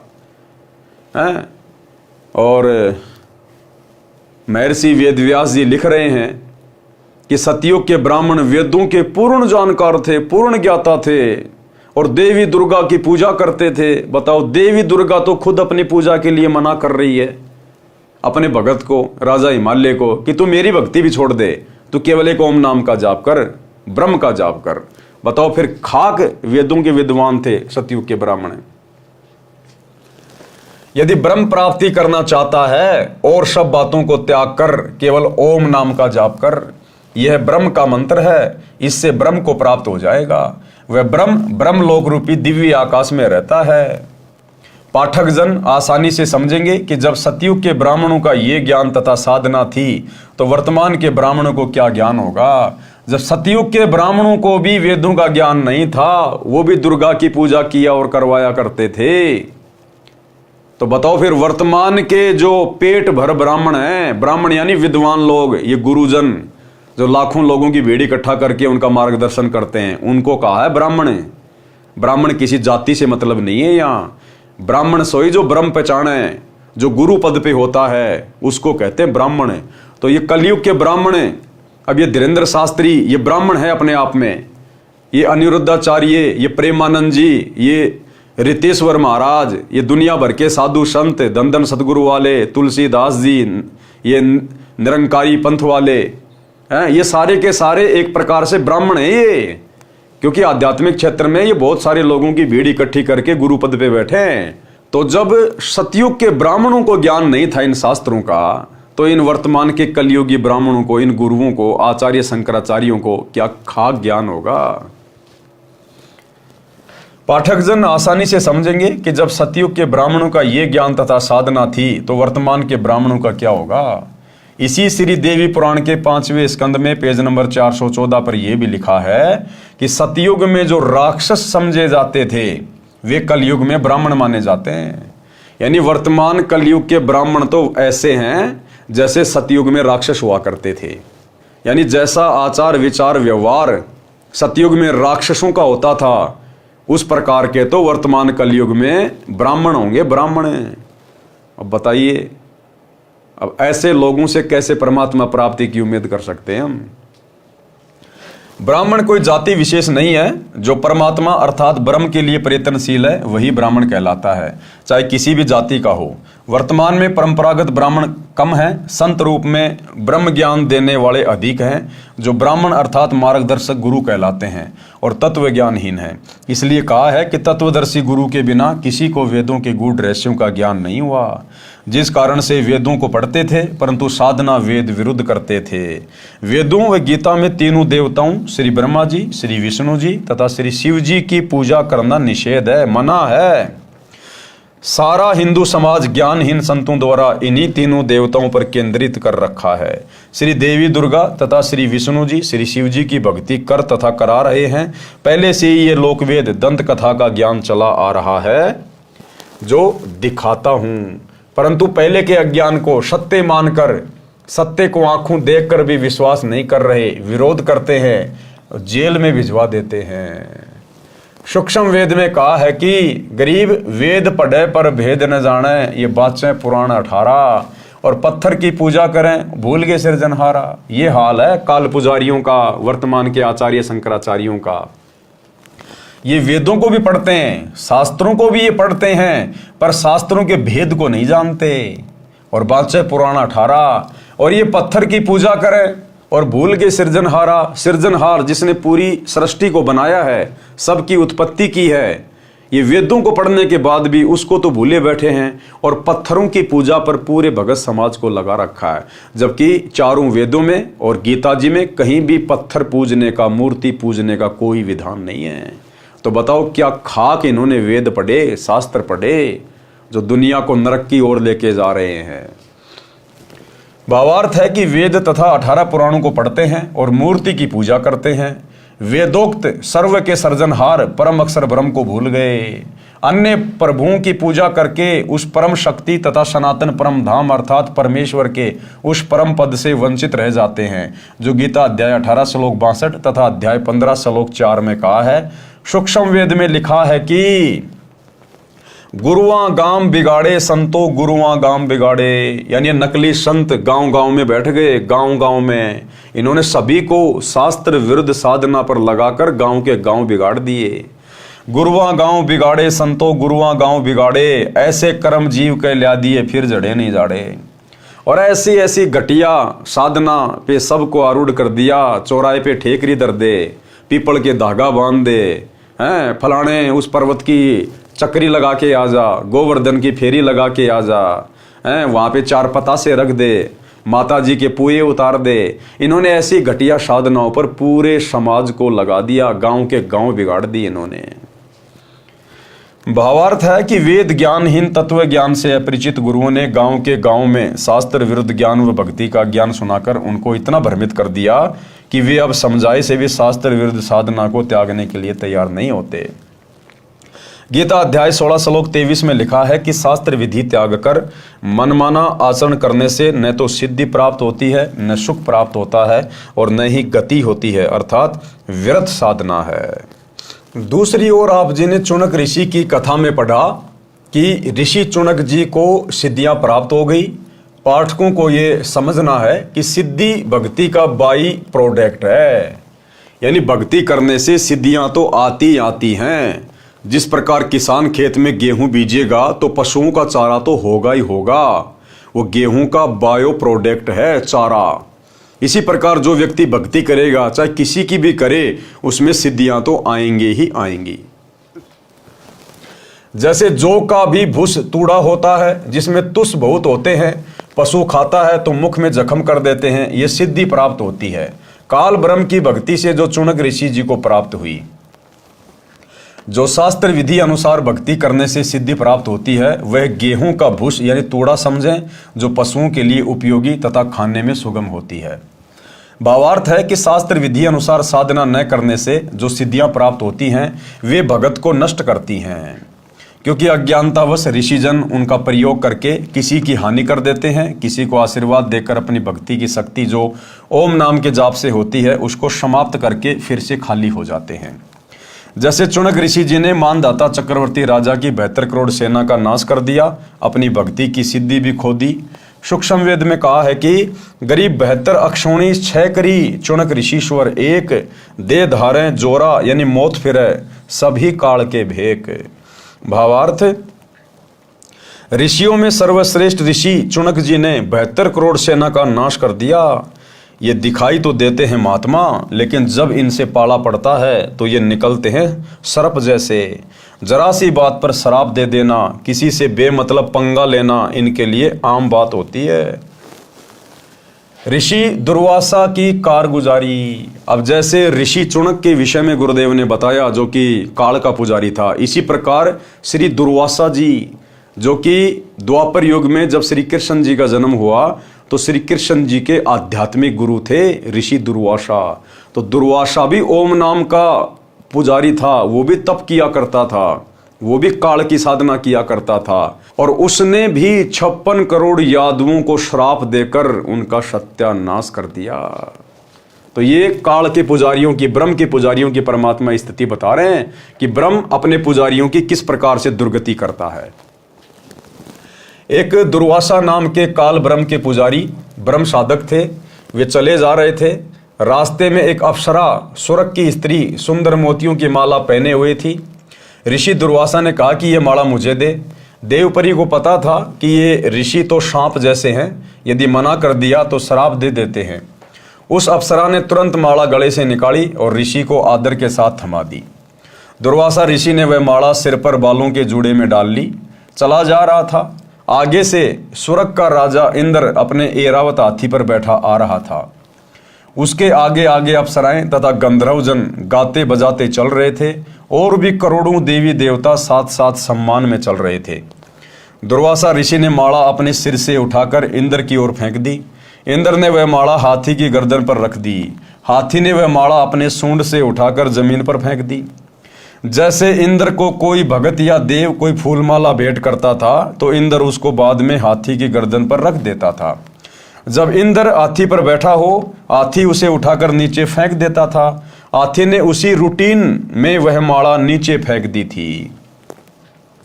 इस बात से ऋषि दुर्वासा क्रोधित हो गए, क्योंकि काल के पुजारियों के नाक के ऊपर होता है क्रोध। ये जो गुस्सा होता ना, ये तपस्वी के नाक के ऊपर होता है। ये पहचान होती है काल के पुजारियों की। इसी बात से ऋषि दुर्वासा क्रोधित हो गए और बोले कि हे इंद्र, तेरे को राज्य का अभिमान है। मेरे द्वारा दी गई माला का तूने अनादर किया है। मैं श्राप देता हूं कि तेरा सारा राज्य नष्ट हो जाए। कर दी अपनी भक्ति कमाई नष्ट। इंद्र को श्राप देके अपनी जो भक्ति कमाई थी, ओम नाम के जाप की जो तप किया था, उसको नष्ट कर दिया बेमतलब। देवराज इंद्र एकदम कांपने लगा और बोला, हे ब्राह्मण, मैंने आपकी माला को आदर से ग्रहण करके हाथी के ऊपर रखा था। हाथी ने अपनी औपचारिकतावश नीचे डाल दी। मुझे क्षमा करें। बार बार करबद्ध होकर हाथी से नीचे उतरकर दंडवत प्रणाम करके भी क्षमा याचना इंद्र ने की, परंतु दुर्वासा ऋषि नहीं माने और कहा कि जो मैंने कह दिया वह वापस नहीं हो सकता। कुछ ही समय में इंद्र का सर्वनाश हो गया और स्वर्ग उजड़ गया। एक बार ऋषि दुर्वासा जी द्वारका नगरी के पास जंगल में कुछ समय के लिए रुके। द्वारिका वासियों को पता चला कि दुर्वासा ऋषि जी अपनी नगरी के पास आए हैं। ये त्रिकालदर्शी महात्मा हैं, सिद्धि युक्त ऋषि हैं। द्वारकावासी श्री कृष्ण से अधिक शक्तिशाली किसी को नहीं मानते थे। श्री कृष्ण के पुत्र श्री प्रद्युम्न सहित कई यादवों ने योजना बनाई कि सुना है दुर्वासा जी त्रिकालदर्शी हैं, मन की बात भी बता देते हैं, अंतर्यामी हैं, उनकी परीक्षा लेते हैं। ये विचार करके प्रद्युम्न को गर्भवती स्त्री का स्वांग बनाकर 10-12 व्यक्ति साथ चले। एक व्यक्ति को उसका पति बना लिया। दुर्वासा जी के पास जाकर कहा कि हे ऋषि जी, इस स्त्री पर परमात्मा की कृपा बहुत दिनों पश्चात हुई है। इसको गर्भ रहा है, ये इसका पति है। ये दोनों उतावले हैं कि हमें पता चले कि गर्भ में लड़का है या कन्या। आप तो अंतर्यामी हैं, कृपया बताइए। उन्होंने प्रद्युम्न के पेट पर एक छोटी सी कड़ाई बांध रखी थी। उसके ऊपर रुई का लोगड़ तथा पुराने वस्त्र बांधकर गर्भ बना रखा था। ऊपर स्त्री वस्त्र पहना रखे थे। ऋषि दुर्वासा जी ने दिव्य दृष्टि से देखा। अब ये दिव्य दृष्टि से देखने से भी भाई और बहनों भक्ति नष्ट होती है इनकी, क्योंकि रिचार्ज है इनका। अब उस रिचार्ज से जो मर्जी कर लो। ये आपने मोबाइल में रिचार्ज कर लिया किसी को दे के पैसे, अब उस रिचार्ज से आप चाहे सत्संग सुनो, चाहे फिल्मी गाने सुनो, चाहे किसी से मोबाइल पे बात करो, या और कोई यूट्यूब पे फेसबुक पे देखो, आपका रिचार्ज तो खत्म होगा ही होगा। तो इसी प्रकार चाहे दिव्य दृष्टि से देखो, चाहे किसी को श्राप दो, चाहे किसी को आशीर्वाद दो, भगत की भक्ति नष्ट होती होती है। ऋषि दुर्वासा जी ने दिव्य दृष्टि से देखा और जाना कि ये मेरा मजाक करने आए हैं। दुर्वासा जी ने कहा कि इस गर्भ से यादव कुल का नाश होगा। तुरंत श्राप, 1 सेकंड भी नहीं लगाते, 1 सेकंड भी। ये सांप के जैसे होते हैं तपस्वी काल पुजारी, सांप के जैसे, सांप के जैसे तुरंत डंक मार देते हैं। इसीलिए भाई और बहनों, हमें गुरुदेव भगवान आगाह करते हैं बार बार हम भक्तों को कि जगत का और भगत का 36 का आंकड़ा होता है, 36 का आंकड़ा। काल पुजारियों की और सतगुरु पुजारियों की कोई भी क्रिया आपस में मेल नहीं खाएगी। वो काल पुजारी भले कितने अच्छे और नेक इंसान दिखाई दें, जो हमारे परिवार में भी हो सकते हैं, रिश्तेदारों के रूप में भी हो सकते हैं, परंतु जब वो समय आएगा उस समय वो आगा पीछा कुछ नहीं देखेंगे। इसीलिए गुरुदेव ने एक सत्संग में कहा कि बच्चों, तुम भेड़ियों के बीच में रह रहे हो। जो व्यक्ति सतगुरु रामपाल जी से उपदेश प्राप्त नहीं है, वो चाहे देश का प्रधानमंत्री है, चाहे बहुत बड़ा कोई भगत है, चाहे आचार्य शंकराचार्य है, चाहे आम व्यक्ति है, वो काल की हद में है। तो गुरुदेव ने कहा कि बच्चों, तुम भेड़ियों के बीच में रह रहे हो, भेड़ियों के बीच में। और भगत ने किस कदर अपनी मर्यादाओं में रहकर संसार में अपने कार्य करने चाहिए, भेड़िए के बीच में किस प्रकार से राज आता है, कितनी सावधानी बरती जाती है, इस तरह से हमने भक्ति मर्यादाओं में रहकर अपनी भक्ति को सफल करना है। दुर्वासा जी ने कहा कि इस गर्भ से यादव कुल का नाश होगा। इतना कहकर क्रोधित हो गए, सर्व व्यक्ति वहां से खिसक गए। अब बताओ, ये श्री कृष्ण जी के बेटे के लक्षण है ये? ये श्री कृष्ण जी के बेटे प्रद्युम्न के लक्षण है ये? पेट के बांध के कड़ाई और औरत के पहन के कपड़े और वहां ड्रामा करने गया उसके साथ में। क्या जरूरत थी वहां जाने की? क्या ये संस्कार दिए थे श्री कृष्ण जी ने भाई अपने बेटे को? अब बताओ, श्री कृष्ण जी के बेटे के संस्कार हैं ये। आज उस श्री कृष्ण की भक्ति करके आपके बेटा बेटियों में कहां से संस्कार आ जाएंगे, जब श्री कृष्ण जी अपने बेटे को संस्कार नहीं दे पाए? जबकि उस समय तो वो प्रद्युम्न शादीशुदा था, बाल बच्चे वाला था, उसके बावजूद भी साधु संतों से मजाक करने के लिए निकल गया। तो श्री कृष्ण अपने बेटे को भी संस्कार नहीं दे पाए। बताओ, आज उनके मंदिरों में जा जाके चढ़ावा चढ़ा के, गोवर्धन की फेरी लगा के, राधे राधे श्याम मिला के बोल के तुम्हारे अंदर कहां से संस्कार आ जाएंगे? सर्वे व्यक्ति वहां से खिसक गए।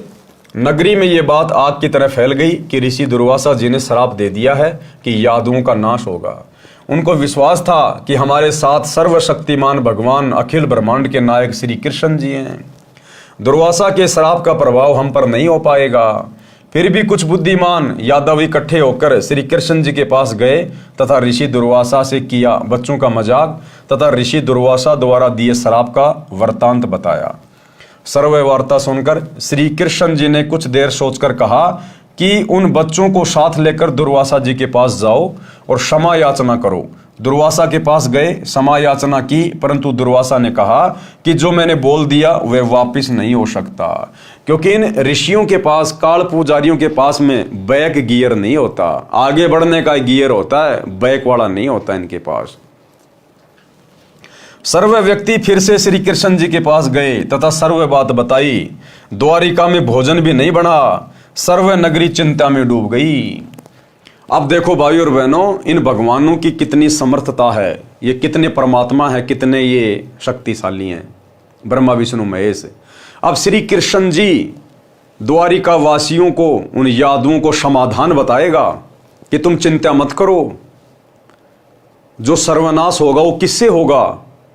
जो प्रद्युम्न पेट से जो कड़ाई बांध के ले गया था उसी से तो होगा। दुर्वासा ने यही तो श्राप दिया था ना कि इस गर्भ से यादवों का सत्यानाश होगा, कुल नाश होगा। तो वो गर्भ में क्या था? वो कड़ाई बांध रखी थी।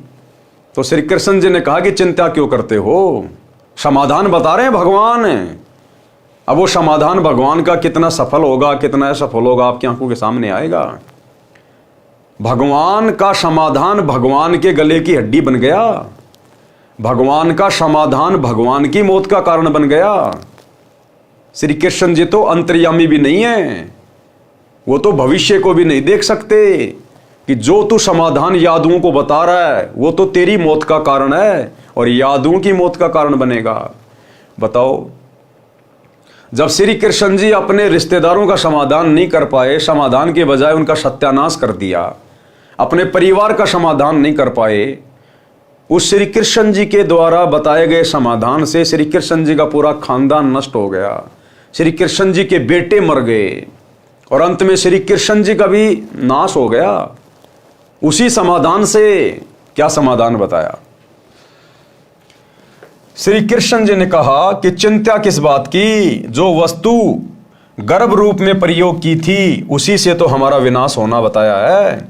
ऐसा करो, कपड़ों तथा रुई को जलाकर तथा लोहे की कढ़ाई को पत्थर पर घिसाकर प्रभास क्षेत्र यानी यमुना नदी के किनारे एक स्थान का नाम है, उसमें यमुना नदी में डाल दो।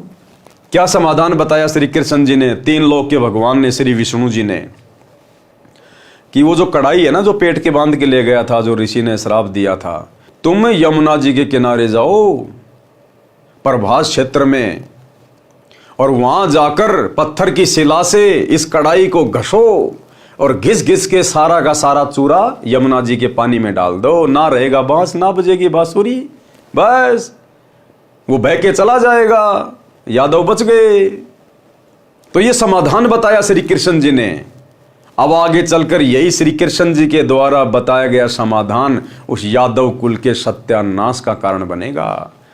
बताओ फिर आज 11-21-51 का प्रसाद लेके श्री कृष्ण जी के चरणों में चढ़ा के राधे राधे श्याम मिला के ये मनमाना जयकारा लगा के मंदिरों में जा जाके, अरे तुम कैसे अपना समाधान करवाओगे? तुम्हारा कैसे भला होगा?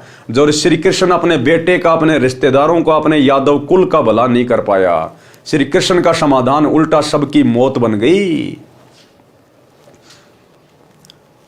वहीं बैठकर घिसाओ, वही चूरा दरिया में डाल दो, वहीं पर राख पानी में डाल दो, न रहेगा बांस, ना बजेगी बांसुरी। जब गर्भ की वस्तुएं ही नहीं रहेंगी तो हमारा नाश कैसे होगा? ये बात द्वारिका वासियों को अच्छी लगी और अपने को संकट मुक्त मान लिया। श्री कृष्ण जी के आदेश अनुसार सब किया गया। कढ़ाई का एक कड़ा पूरी तरह नहीं घिस पाया, उसको वैसे ही यमुना नदी में फेंक दिया। अब लोग लगे, वो यादव भाई लगे सभी घिसने कढ़ाई को, और लास्ट में वो एक साइड का उसका पकड़ने वाला बच गया, वो कड़ा। वो अंत में किसी ऐसे व्यक्ति को दे दिया, वो था आलसी, उसने देखा कोई देख तो रहा नहीं, अब ये इससे क्या होगा छोटे से कड़े से, जब पूरी कढ़ाई घस दी, उसने ऐसे फेंक दिया। वो कड़ाहा श्री कृष्ण जी की मौत का कारण बना। वो कड़ाहा श्री कृष्ण का समाधान खुद का काल बन गया। कढ़ाई का एक कड़ा पूरी तरह नहीं घिस पाया, उसको वैसे ही यमुना नदी में फेंक दिया। वह एक मछली ने चमकीला खाद्य पदार्थ जानकर खा लिया। उस मछली को बालिया नामक भील ने पकड़ लिया। जब मछली को काटा तो उससे निकली धातु की जांच करने के पश्चात उसको अपने तीर को आगे के हिस्से में जहर युक्त करवा कर लगवा लिया। वो कड़ा जो फेंक दिया गया, एक मछली ने खा लिया। मछली को एक बालिया नाम के शिकारी ने पकड़ लिया। उसने देखा कि बहुत अच्छी वस्तु है, जाकर उसने सुनार को दिखाया, बोले भैया कोई सोना चांदी तो है नहीं, लेकिन लोहा बहुत अच्छी क्वालिटी का है। तो उस बालिया नाम के शिकारी ने अपना तीर बनवा लिया उससे और आगे से उसको जहर में बुझा दिया, जहर युक्त करवा लिया। यानी लोहे का तीर बना के उसको आग में उसको जो है गर्म करके और फिर उसको जहर के अंदर डाल देते थे, जैसे कि पानी में डाल दिया जाता है। तो फिर वो जहर को वो गरम गरम लोहा अपने अंदर समा लेता है, और जब उस तीर से किसी को मारा जाता है तो शिकार अगर तीर से ना मरे तो जहर से मर जाता है। तो वो तीर अंत में वो बालिया श्री कृष्ण जी के पैर में मारेगा। यानी श्री कृष्ण जी के द्वारा बताया गया समाधान उनकी खुद की मौत बन गई। तो वर्तमान में तो श्री कृष्ण जी भी नहीं है। अब उनके मंदिरों में जाके घटियां बजाने से, गोवर्धन की फेरी लगाने से, उनकी फोटो के आगे धोख लगाने से, लड्डू गोपाल को भोग लगाने से कुछ नहीं मिलेगा, कुछ भी। सब मनमाना आचरण है। यही तो शिक्षा दे रहे हैं गुरुदेव भगवान। ये कथाएं हमें यही तो शिक्षा दे रही है। ये कथाएं हम पहले भी पढ़ा करते थे, लेकिन हमारे दिमाग के ऊपर से निकल जाती थी। जब तत्वदर्शी संत इन कथाओं को लिखता है, बताता है, तब हमारी बुद्धि ऑन होती है, हम समझ पाते हैं। जब मछली को काटा तो उससे निकली धातु की जांच करने के पश्चात उसको अपने तीर को आगे के हिस्से में विष युक्त करवाकर लगवा लिया, उसे सुरक्षित रख लिया। जो कढ़ाई का लोहे का चूरा पानी में डाला था वह लंबे सरकंडे जैसे घास के रूप में यमुना नदी के किनारे किनारे पर उग गए, और उस कढ़ाई का जो चूरा था वो उसी यमुना नदी के दोनों साइड में, यमुना नदी के किनारों पर एक घास होती है सरकंडे जैसी, वो उग गई। कुछ समय उपरांत द्वारिका नगरी में उत्पात मचने लगा। छोटी छोटी सी बात पर एक दूसरे का कत्ल करने लगे, आपस में वैर विरोध बढ़ गया। नगर के लोगों की यह दशा देखकर नगरी के गणमान्य व्यक्ति भगवान श्री कृष्ण जी के पास गए और जो कुछ भी नगरी में हो रहा था बताया, क्योंकि दुर्वासा ऋषि के श्राप का पूरा होने का समय आ गया। धीरे धीरे लोगों ने देखा श्री कृष्ण जी ने समाधान बता दिया, श्राप निष्फल हो गया होगा, लेकिन उसका श्राप निष्फल नहीं हुआ। और कारण तथा समाधान श्री कृष्ण जी से जानने की इच्छा व्यक्त की, क्योंकि श्री कृष्ण जी यादव तथा पांडवों के आध्यात्मिक गुरु थे। संकट का निवारण गुरुदेव से ही कराया जाता है। श्री कृष्ण जी ने कारण बताया कि दुर्वासा ऋषि का श्राप फल रहा है, समाधान है। अब दोबारा से क्या समाधान बताया? एक तो पहले समाधान बताया था, अब श्री कृष्ण जी दोबारा से समाधान बता रहे हैं द्वारिका वासियों को कि अब तुम एक काम करो, सारे यादव जितने भी हैं, नर स्त्रियां नहीं, नर यादव जितने भी हैं, चाहे आज ही पैदा क्यों ना हुआ हो, सारे जाकर और यमुना के प्रभास क्षेत्र में जाकर सुबह सुबह ब्रह्म मुहूर्त में स्नान करो, वो श्राप कट जाएगा। अब श्री कृष्ण जी तो उनको मरने के लिए भेज रहा था, मरने के लिए। अब बताओ, वो यादव तो समझ रहे थे कि भगवान ने हमारे को समाधान बता दिया। वो यादव द्वारिकावासी बेचारे श्री कृष्ण जी की बात को सत्य मान के कि भगवान ने समाधान बता दिया, और सुबह सुबह सारे के सारे नहाने के लिए चले गए। और वहां जाने के बाद फिर दुर्वासा ऋषि के श्राप का समय आ गया। वो जो घास उग गई थी दोनों तरफ, उस कढ़ाई के चूरे के कारण उसको उखाड़े और एक दूसरे के मारे, और गर्दन धड़ से अलग है। 56 करोड़ यादव वहां पर कट कट के मर गए, जहां श्री कृष्ण जी ने भेजा था समाधान करने के लिए कि जाकर स्नान करो, तुम्हारा श्राप कट जाएगा। वो श्राप तो कटा नहीं, श्री कृष्ण जी के समाधान से सारे 56 करोड़ यादव कट के मर गए। तो बताओ, आज ना तो धरती पे श्री कृष्ण जी है, और होता तो क्या समाधान कर देता। जब द्वापर में द्वारिका वासियों का नहीं कर पाया, बेचारों को उल्टा मौत के घाट उतार दिया काल प्रेरणा से, तो आज अगर होता तो भी क्या कर देता। द्वापर में कौन सा बचाव कर दिया। तो ये आधे अधूरे भगवान है, डमी गॉड है, ये सब काल के अंतर्गत हैं। तो भाई और बहनों, समझो इन चीजों को। एकमात्र परम शक्ति संसार में उत्पत्ति करता, सबका सृजनहार, ये कबीर भगवान सतगुरु रामपाल जी हैं, जो आज धरती पर आए हुए हैं नर रूप में।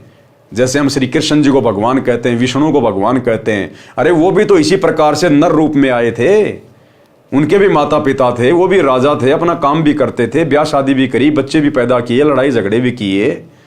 तो भगवान आएगा तो सींग लगा के थोड़ी आएगा। भगवान को पहचानो उनके ज्ञान से। अब श्री कृष्ण का, श्री राम का, ब्रह्मा विष्णु महेश का तो इतिहास सबके सामने है। वो कितने भगवान थे सबको पता चल गया।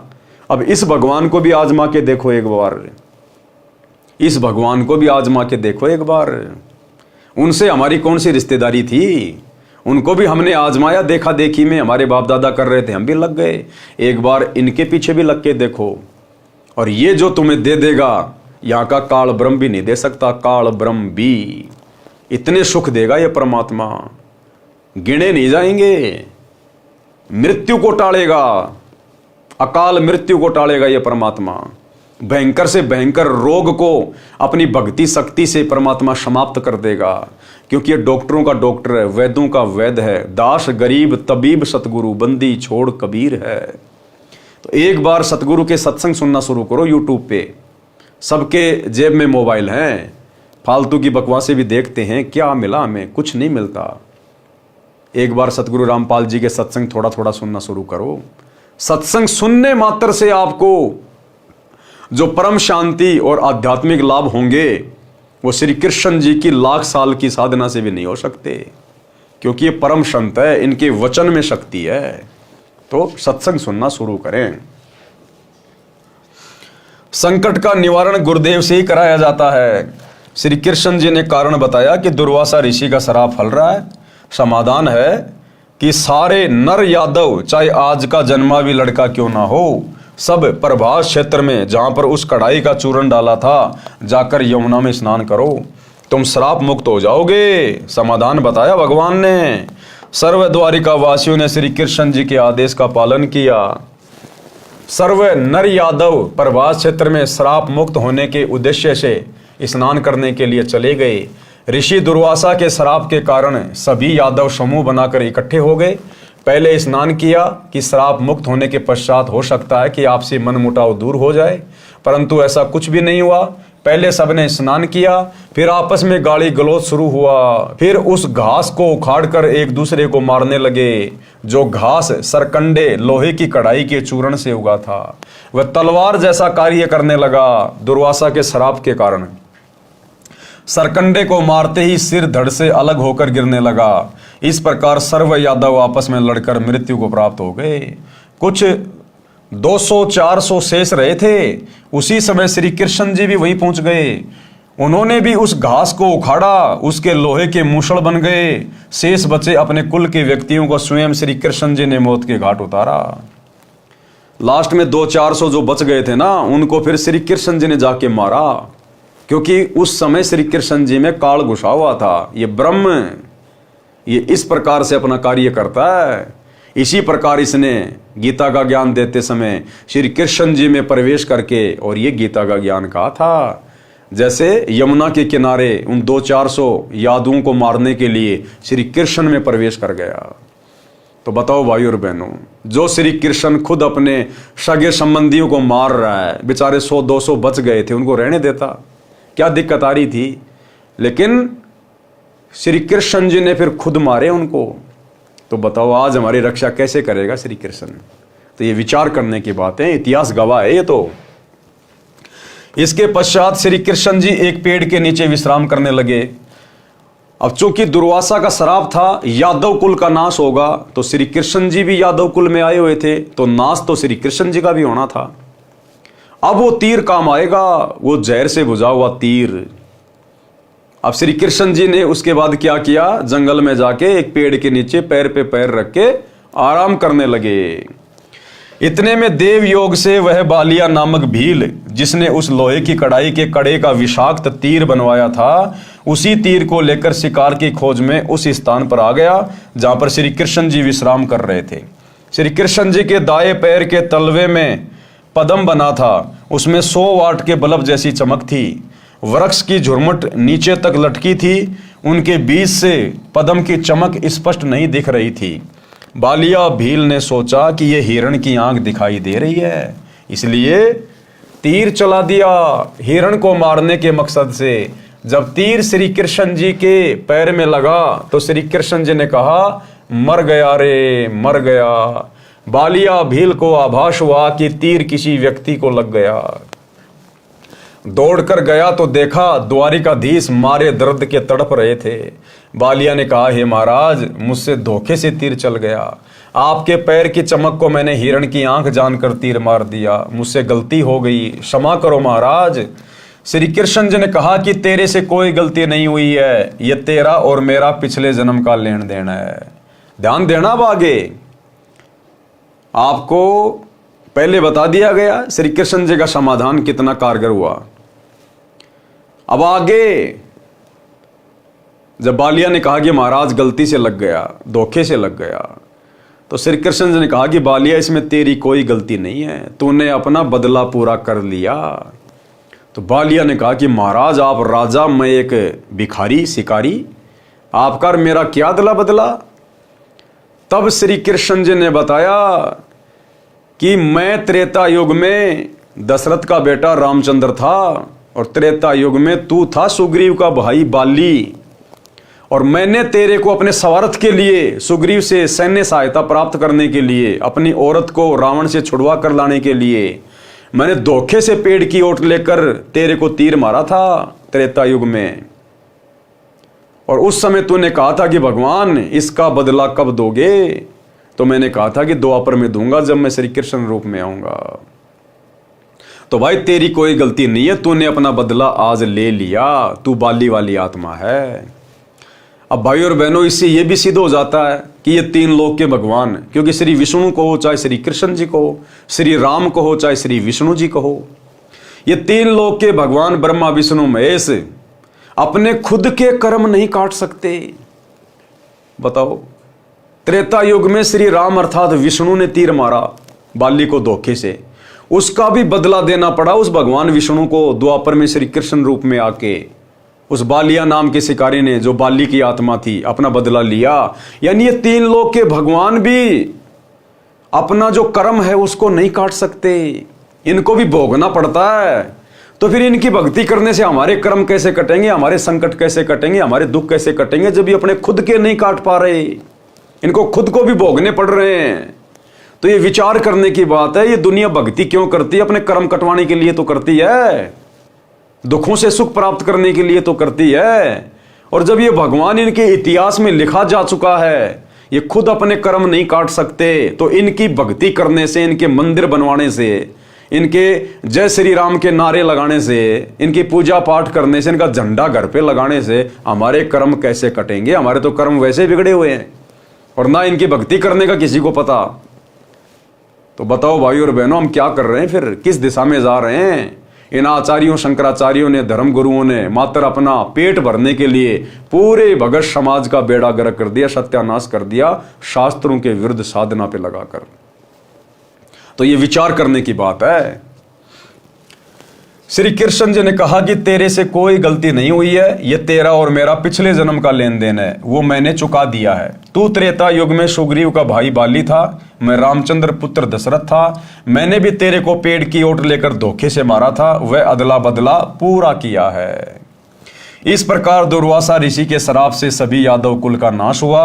जो वर्तमान में यादव है, ये वो हैं जो उस समय माताओं के गर्भ में थे, बाद में उत्पन्न हुए थे।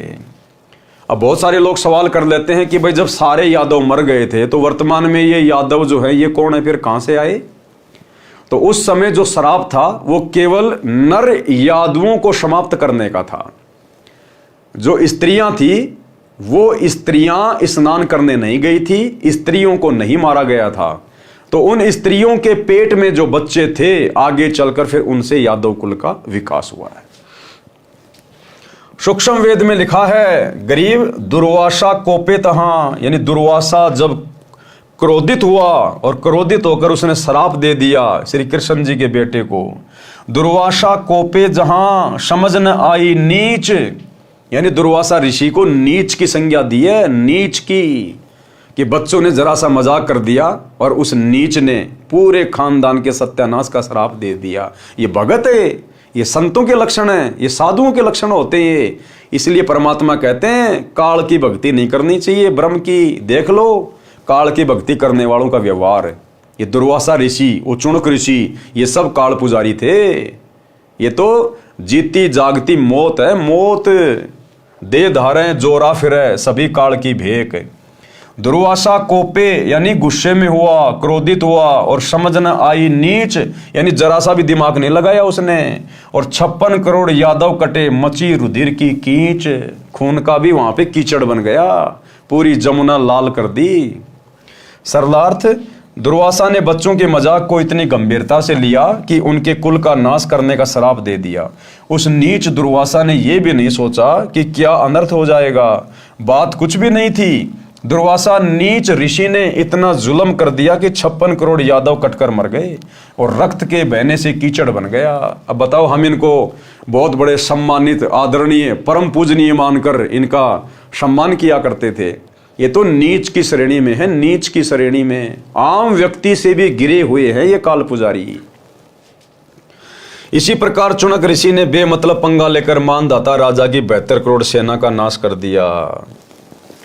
एक कपिल नाम के ऋषि थे। अब तीसरा उदाहरण दे रहे हैं गुरुदेव भगवान काल के पुजारियों का, कि ब्रह्म साधना करने वाले कितने खतरनाक होते हैं, कितने नीचे गिरे हुए होते हैं। इनमें ज्ञान नाम की चीज नहीं होती, बुद्धि विवेक नहीं होता इनमें, ये तो एटम बम होते हैं। एक कपिल नाम के ऋषि थे, जिनको कपिल भगवान भी कहा जाता है, कपिल भगवान, जिनको भगवान विष्णु के 24 अवतारों में से एक अवतार भी माना जाता है। वे तपस्या कर रहे थे। एक सगड़ राजा था, उसके 60,000 पुत्र थे। किसी ऋषि ने बताया कि यदि एक तालाब, एक कुआं, एक बगीचा बना दिया जाए तो एक अश्वमेघ यज्ञ जितना फल मिलता है। राजा सगड़ के लड़कों ने यह कार्य शुरू कर दिया। समझदार व्यक्तियों ने उनसे कहा कि आप ऐसे जगह जगह तालाब, कुएं, बगीचे बनाओगे तो पृथ्वी पर अन्न उत्पन्न करने के लिए स्थान ही नहीं रहेगा। किसी राजा ने विरोध किया तो उससे लड़ाई कर ली। उन राजा सगड़ के लड़कों ने एक घोड़ा अपने साथ लिया, उसके गले में पत्र लिखकर बांध दिया कि यदि कोई हमारे कार्य में बाधा करेगा वो इस घोड़े को पकड़ ले और युद्ध के लिए तैयार हो जा। अब 60,000 लड़के, अहंकार तो होना ही होना था। आज गांव में किसी के 4-5 लड़के हो जाएं, वो पूरे गांव को हथेर उठा देते हैं। तो राजा सगड़ के तो 60,000 लड़के थे। तो उन्होंने घोड़ा लिया, एक लेटर बांध दिया उसके गले में कि अगर कोई हमारे कार्य में बाधा करना चाहता है तो हमसे आके लड़ाई कर ले, वह इस घोड़े को पकड़ ले और युद्ध के लिए तैयार हो जाए। उन सिरफिरों से कौन टक्कर ले? अब 60,000 से कौन टक्कर ले भाई? पृथ्वी देवी भगवान विष्णु जी के पास गई, एक गाय का रूप धारण करके कहा कि हे भगवान, पृथ्वी पर एक सगड़ राजा है, उसके 60,000 पुत्र हैं, उनको ऐसी सिरड़ उठी है कि मेरे को खोद डाला, वहां मनुष्य के खाने के लिए अन्न भी उत्पन्न नहीं हो सकता। भगवान विष्णु ने कहा कि तुम जाओ, वे अब कुछ नहीं करेंगे। भगवान विष्णु ने देवराज इंद्र को बुलाया और समझाया कि राजा सगड़ के 60,000 लड़के यज्ञ कर रहे हैं, यदि उनकी 100 यज्ञ पूरी हो गई तो तुम्हारी इंद्र गद्दी उनको देनी पड़ेगी। अब इंद्र को जब इंद्र की वो पदवी दी जाती है तो साथ में उसको एक हिदायत दी जाती है कि अगर किसी ने इंद्र की गद्दी प्राप्त करने योग्य जप या तप कर लिया, ऐसा कोई धार्मिक अनुष्ठान कर लिया, तो भैया तेरे को इस गद्दी से उतारा जाएगा, तेरे को बनाया जाएगा गधा और उस व्यक्ति को इंद्र की पोस्ट दी जाएगी। तो इंद्र कोशिश करता है हर प्रकार से उनकी यज्ञ को खंडित करने की। तो काल ने प्रेरणा की विष्णु में, विष्णु ने इंद्र को बता दिया और इंद्र ने फिर अपने दूत भेज दिए, अपने हलकारे भेज दिए कि किसी भी प्रकार से उनका काम बिगाड़ो। समय रहते कुछ बनता है तो कर ले। इंद्र ने हलकारे अर्थात अपने नौकर भेजे, उनको सब समझा दिया। रात्रि के समय राजा सगड़ के पुत्र सोए पड़े थे, घोड़ा पेड़ से बांध रखा था। उन देवराज के फरिश्तों ने घोड़ा खोलकर कपिल तपस्वी की जांग पर बांध दिया। वो कपिल ऋषि जो साधना कर रहा था, तपस्या कर रहा था, जो भगवान विष्णु के 24 अवतारों में से एक माने जाते हैं, वो इंद्र के नौकरों ने वो घोड़ा वहां से खोला और कपिल ऋषि की जांग के बांध दिया। अब सुबह राजा सगड़ के बेटे उठे, घोड़े को ढूंढने लगे। कपिल ऋषि वर्षों से तपस्या कर रहा था, जिस कारण से उसका शरीर अस्थि पिंजर जैसा हो गया था। आसन पद्म लगाए हुए था, टांगे पतली पतली थी, जैसे पेड़ की जड़ों की मिट्टी वर्षा के पानी से बह जाती है और जड़ों के बीच में 6-7 इंच का अंतर हो जाता है। ऋषि कपिल जी की टांगे ऐसी थी। इंद्र के हलकारों ने घोड़े को टांगों के बीच के रास्ते में से जांग के पास रस्से से बांध दिया। राजा के लड़कों ने सुबह उठते ही घोड़ा देखा, उसकी खोज में युद्ध करने की तैयारी करके 60,000 का लंगार चल पड़ा। घोड़े के पद चिन्हों के साथ साथ कपिल मुनि के आश्रम में पहुंच गए। घोड़े को बंधा देखकर सगड़ राजा के पुत्रों ने ऋषि जी की कोख में दोनों बाजुओं के नीचे कोखों को हरियाणवी भाषा में हीक कहते हैं, भाले चुबो दिए। यहाँ पे इधर कपिल ऋषि की पलकें इतनी लंबी बढ़ चुकी थी कि जमीन पर जा टिकी थी। ये आंखों के जो बाल होते हैं ना, ये पलकों के, वो इतने लंबे समय से तपस्या कर रहा था, ये आंखों के पलकों के बाल नीचे जमीन पे टिके हुए थे। ऋषि को पीड़ा हुई तो क्रोधवश पलकों को हाथों से उठाया, आंखों से अग्नि बाण छूटे। 60,000 सगड़ के पुत्रों की सेना की पुली सी बिछ गई, अर्थात 60,000 सगड़ के बेटे मरकर ढेर हो गए। ये है काल पुजारियों की उपलब्धि। तपस्या कर रहा था भगवान प्राप्त करने के लिए और गुस्से में आके देखा उसने अपनी पलकी यूं उठा के कि मेरे को किसने मेरे को पीड़ा पहुंचाई है। ये गुस्सा, परमात्मा कहते हैं 60,000 हाथियों जितना बल समाप्त होता हमारा। इसलिए सतगुरु के भक्तों ने गुस्सा करने से बचना चाहिए। कामी, क्रोधी और लालची, इनसे भक्ति ना होए। भक्ति करे कोई सूरमा, जात वर्ण कुल खोए। तो भक्तों ने गुस्सा नहीं करना चाहिए, ऐसा गुरुदेव भगवान कह रहे हैं। तो हम सभी भगत भाई बहनों ने कोशिश करनी चाहिए, प्रयास करना चाहिए। ये शिक्षाएं हैं इन पुस्तकों में, इन कथाओं के माध्यम से, कि हम भक्तों ने पहले सोचना चाहिए, विचार करना चाहिए। हमने जल्दबाजी में तुरंत कोई भी फैसला नहीं लेना चाहिए। और भगत ने सोच विचार के गुस्सा तो फिर भी नहीं करना चाहिए, गुस्सा तो भगत के आसपास भी नहीं होना चाहिए, क्योंकि हम शत भक्ति कर रहे हैं। अगर हम मर्यादा में हैं तो हमारा कुछ नहीं बिगड़ेगा, ना कोई बिगाड़ सकता, फिर गुस्सा किस लिए करना। और गुस्सा तो परमात्मा की भक्ति से शांत होना चाहिए। सूक्ष्म वेद में कहा है कि 60,000 सगड़ के होते कपिल मुनीश्वर खाए, जय परमेश्वर की करे भक्ति तो अजर अमर हो जाए। 72 अक्षोणी खा गया चुनक ऋषिश्वर एक, दे धारे जोरा फिरे सभी काल के भेग। अब वो कपिल ऋषि बताओ, उसको भगवान का अवतार माना जाता है और 60,000 को खा गया। अब चाहे अपनी सिद्धि से मार दो, चाहे अपनी वचन शक्ति से मार दो, चाहे हथियार से मार दो, वो तो मरी गए। वो पाप तो कपिल ऋषि के सिर पे रखा गया। अब वो कपिल ऋषि भी किसी जन्म में स्वर्ग भोग के तपस्या के बदले फिर वो नरक में जाएगा, फिर गधा कुत्ता बनेगा, फिर चुनक ऋषि की तरह उसके सिर में कीड़े पड़ेंगे। और वो 60,000 राजा सगड़ के लड़के जो शास्त्र विधि को त्याग के मनमाना आचरण कर रहे थे, कुएं खोद रहे थे, बावड़ियां खोद रहे थे, वो बनेंगे कीड़े और कपिल ऋषि के सिर में पड़ेंगे। ये है इस काल की भक्ति की उपलब्धि, जिस काल की भक्ति ये पूरी दुनिया कर रही है। यानी ब्रह्मा विष्णु महेश की भक्ति करना काल की भक्ति, ओम नाम का जाप करना काल की भक्ति, दुर्गा की भक्ति करना, नवरात्रे करना काल की भक्ति, और नीचे के देवी देवताओं की भक्ति करना, पूजा पाठ करना, धार्मिक अनुष्ठान करना काल की भक्ति। इन सभी तीर्थों पे जाना, कावड़ लाना है, ये सब काल की भक्ति। एकमात्र सतगुरु की भक्ति को छोड़ के वर्तमान में सतगुरु रामपाल जी के द्वारा जो भक्ति शास्त्र अनुकूल जो बताई गई है, इस भक्ति को छोड़कर संसार में आप जो भी भक्ति कर रहे हैं वो सब काल की भक्ति है, सब काल की भक्ति। और उस काल की भक्ति का अंत में यही निर्णय निकलेगा, अगर आपने थोड़े बहुत कोई पुण्य किए, कोई सदकर्म किए हैं, दान धर्म किए हैं, थोड़े समय काल आपको स्वर्ग में बैठा देगा। उसके बाद फिर आपके पाप कर्म ढेरों हैं, उसके बाद ज़्यादा समय आपको नरक में ठोकेगा, उसके बाद आपको पृथ्वी पर 84 लाख योनियों में गधा कुत्ता शुअर बनाएगा, असहनीय कष्ट भोगोगे। फिर वो 84 लाख योनियों का चक्कर काटने के बाद फिर एक मनुष्य जन्म मिलेगा। उस मनुष्य जन्म में अगर सौभाग्य से सतगुरु मिल गया तो आपके अच्छे कर्म बनेंगे, नहीं तो वही काल की भक्ति, देवी देवताओं की भक्ति, माता मसाणी, भैरव, भूत, हनुमान की भक्ति करके फिर वही चक्कर, फिर वही स्वर्ग, वही नरक, वही 84, वही मनुष्य जन्म, ये चक्कर चलता रहेगा अरहट के कुएं की तरह। दुर्वासा कोपे तहां समझ न आई नीच, 56 करोड़ यादव कटे मची रुधिर की कीच। भावार्थ, कपिल मुनि जी, चुनक ऋषि जी तथा दुर्वासा मुनि जी संसार में कितने प्रसिद्ध हैं। ये सब काल ब्रह्म की भक्ति करने वाले वेशधारी ऋषि हैं। ये चलती फिरती मौत थी, चलती फिरती मनुष्य रूप में घाल है। घाल एक मिट्टी के छोटे मटके को तांत्रिक विद्या से आकाश में उड़ाकर दुश्मन पर छोड़ा जाता है, जैसे मूठ छोड़ी जाती है, उसे बहुत हानि होती है। गलती से भोले प्राणी इनको महान आत्मा मानते हैं। ये सब ज्ञानी आत्मा थे, ये सब उद्धार हृदय के थे, यानी अच्छी आत्मा थी, इसीलिए तो ये भक्ति कर रहे थे। लेकिन ये काल की अनुत्तम गति में लगे रहे। गीता अध्याय 7 श्लोक 18 में काल कह रहा है ना कि ये ज्ञानी आत्मा है तो ये उद्धार, ये अच्छे हैं, ये भगवान चाहते हैं, मोक्ष चाहते हैं। लेकिन तत्वदर्शी संत के नाम मिलने से ये मेरी ही घटिया साधना में लगे रहे, ओम नाम की साधना में लगे रहे, तपस्या करते रहे।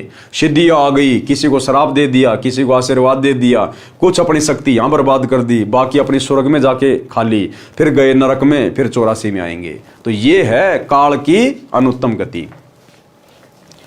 इन्होंने परमात्मा प्राप्ति के लिए, अपना कल्याण कराने के लिए तन मन धन अर्पित कर दिया, परंतु तत्वदर्शी संत ना मिलने के कारण है, तत्वदर्शी संत ना मिलने के कारण है। आप और हमारा कितना बड़ा सौभाग्य है भाई और बहनों, ये चीज देखो आप। इन्होंने काल ब्रह्म को एक समर्थ प्रभु मानकर गलती की और उसी की साधना ओम नाम के जाप के साथ तथा अधिक हठ योग समाधि के द्वारा की, जिससे परमात्मा प्राप्ति तो है ही नहीं, उल्टा हानि होती है, क्योंकि यह साधना शास्त्र विरुद्ध है। गीता अध्याय 16 श्लोक 23-24 में कहा है कि शास्त्र विधि को त्याग कर जो मनमाना आचरण करते हैं उनकी साधना व्यर्थ है। वे उदार आत्माएं यानी अच्छी आत्माएं इसी कारण काल ब्रह्म की अनुत्तम गति में स्थिर रहे, काल की घटिया साधना में। गीता अध्याय 17 श्लोक 5 और 6 में कहा है कि जो मनुष्य शास्त्र विधि रहित केवल मन कल्पित घोर तप को तपते हैं और दंभ अहंकार से युक्त, कामना आसक्ति अभिमान से युक्त हों। गीता अध्याय 17 श्लोक 5। शरीर में स्थित सर्व कमलों में देव शक्तियों तथा पूर्ण परमात्मा तथा मुझे भी कृष करने वाले अर्थात कष्ट देने वाले अज्ञानियों को तू असुर स्वभाव के जान। गीता अध्याय 17 श्लोक 6। यही प्रमाण गीता अध्याय 16 श्लोक 17 से 20 में भी है।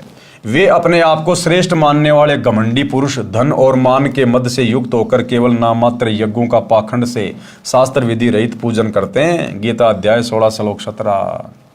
अहंकार, बल, घमंड, कामना, क्रोध आदि के वश और दूसरों की निंदा करने वाले पुरुष अपने और दूसरों के शरीर में स्थित मुझसे द्वेष करने वाले होते हैं। गीता अध्याय 16 श्लोक 18।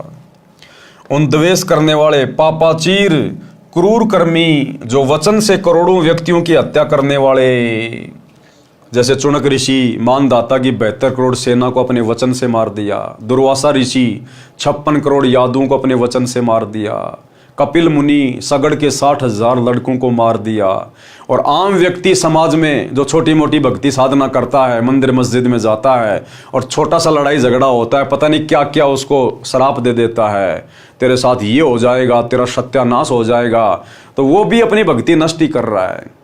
तो कहते हैं ऐसे पापाचारी, क्रूर कर्मी, कहते हैं वो तो भयंकर कष्ट को प्राप्त होंगे। उन द्वेष करने वाले पापाचीर, क्रूर कर्मी, जो वचन से करोड़ों व्यक्तियों की हत्या करने वाले नराधमों अर्थात नीच मनुष्यों को मैं संसार में बार बार आसुरी अर्थात राक्षसी योनियों में डालता हूं।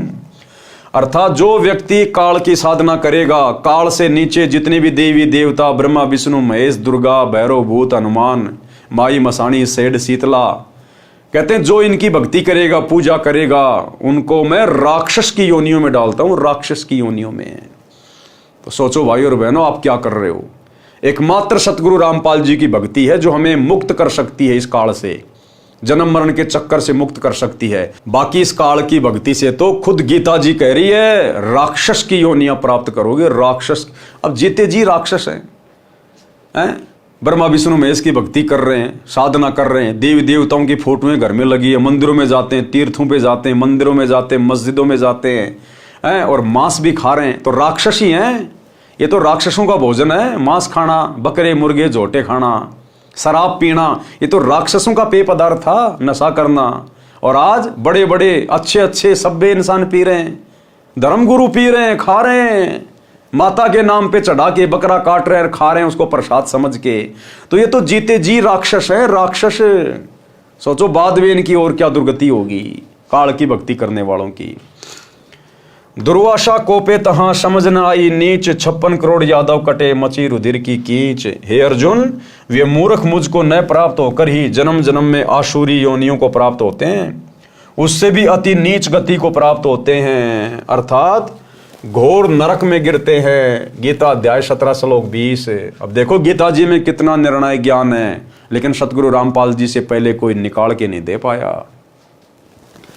उपरोक्त परमाणु से सिद्ध हुआ कि गीता अध्याय 7 श्लोक 18 में गीता ज्ञानदाता यानी काल ने अपनी भक्ति से होने वाली गति को भी इसलिए अनुत्तम और घटिया बताया है, और कहा है कि गीता अध्याय 7 श्लोक 18 गीता ज्ञानदाता ने कहा है कि जो चौथी प्रकार के ज्ञानी भगत हैं वे सभी हैं तो उद्धार, क्योंकि परमात्मा प्राप्ति के लिए अपने शरीर के नष्ट होने की भी परवाह नहीं की और हजारों वर्ष भूखे प्यासे साधनारत रहे, परंतु तत्वदर्शी संत न मिलने के कारण ये है भक्ति की जड़, तत्वदर्शी संत।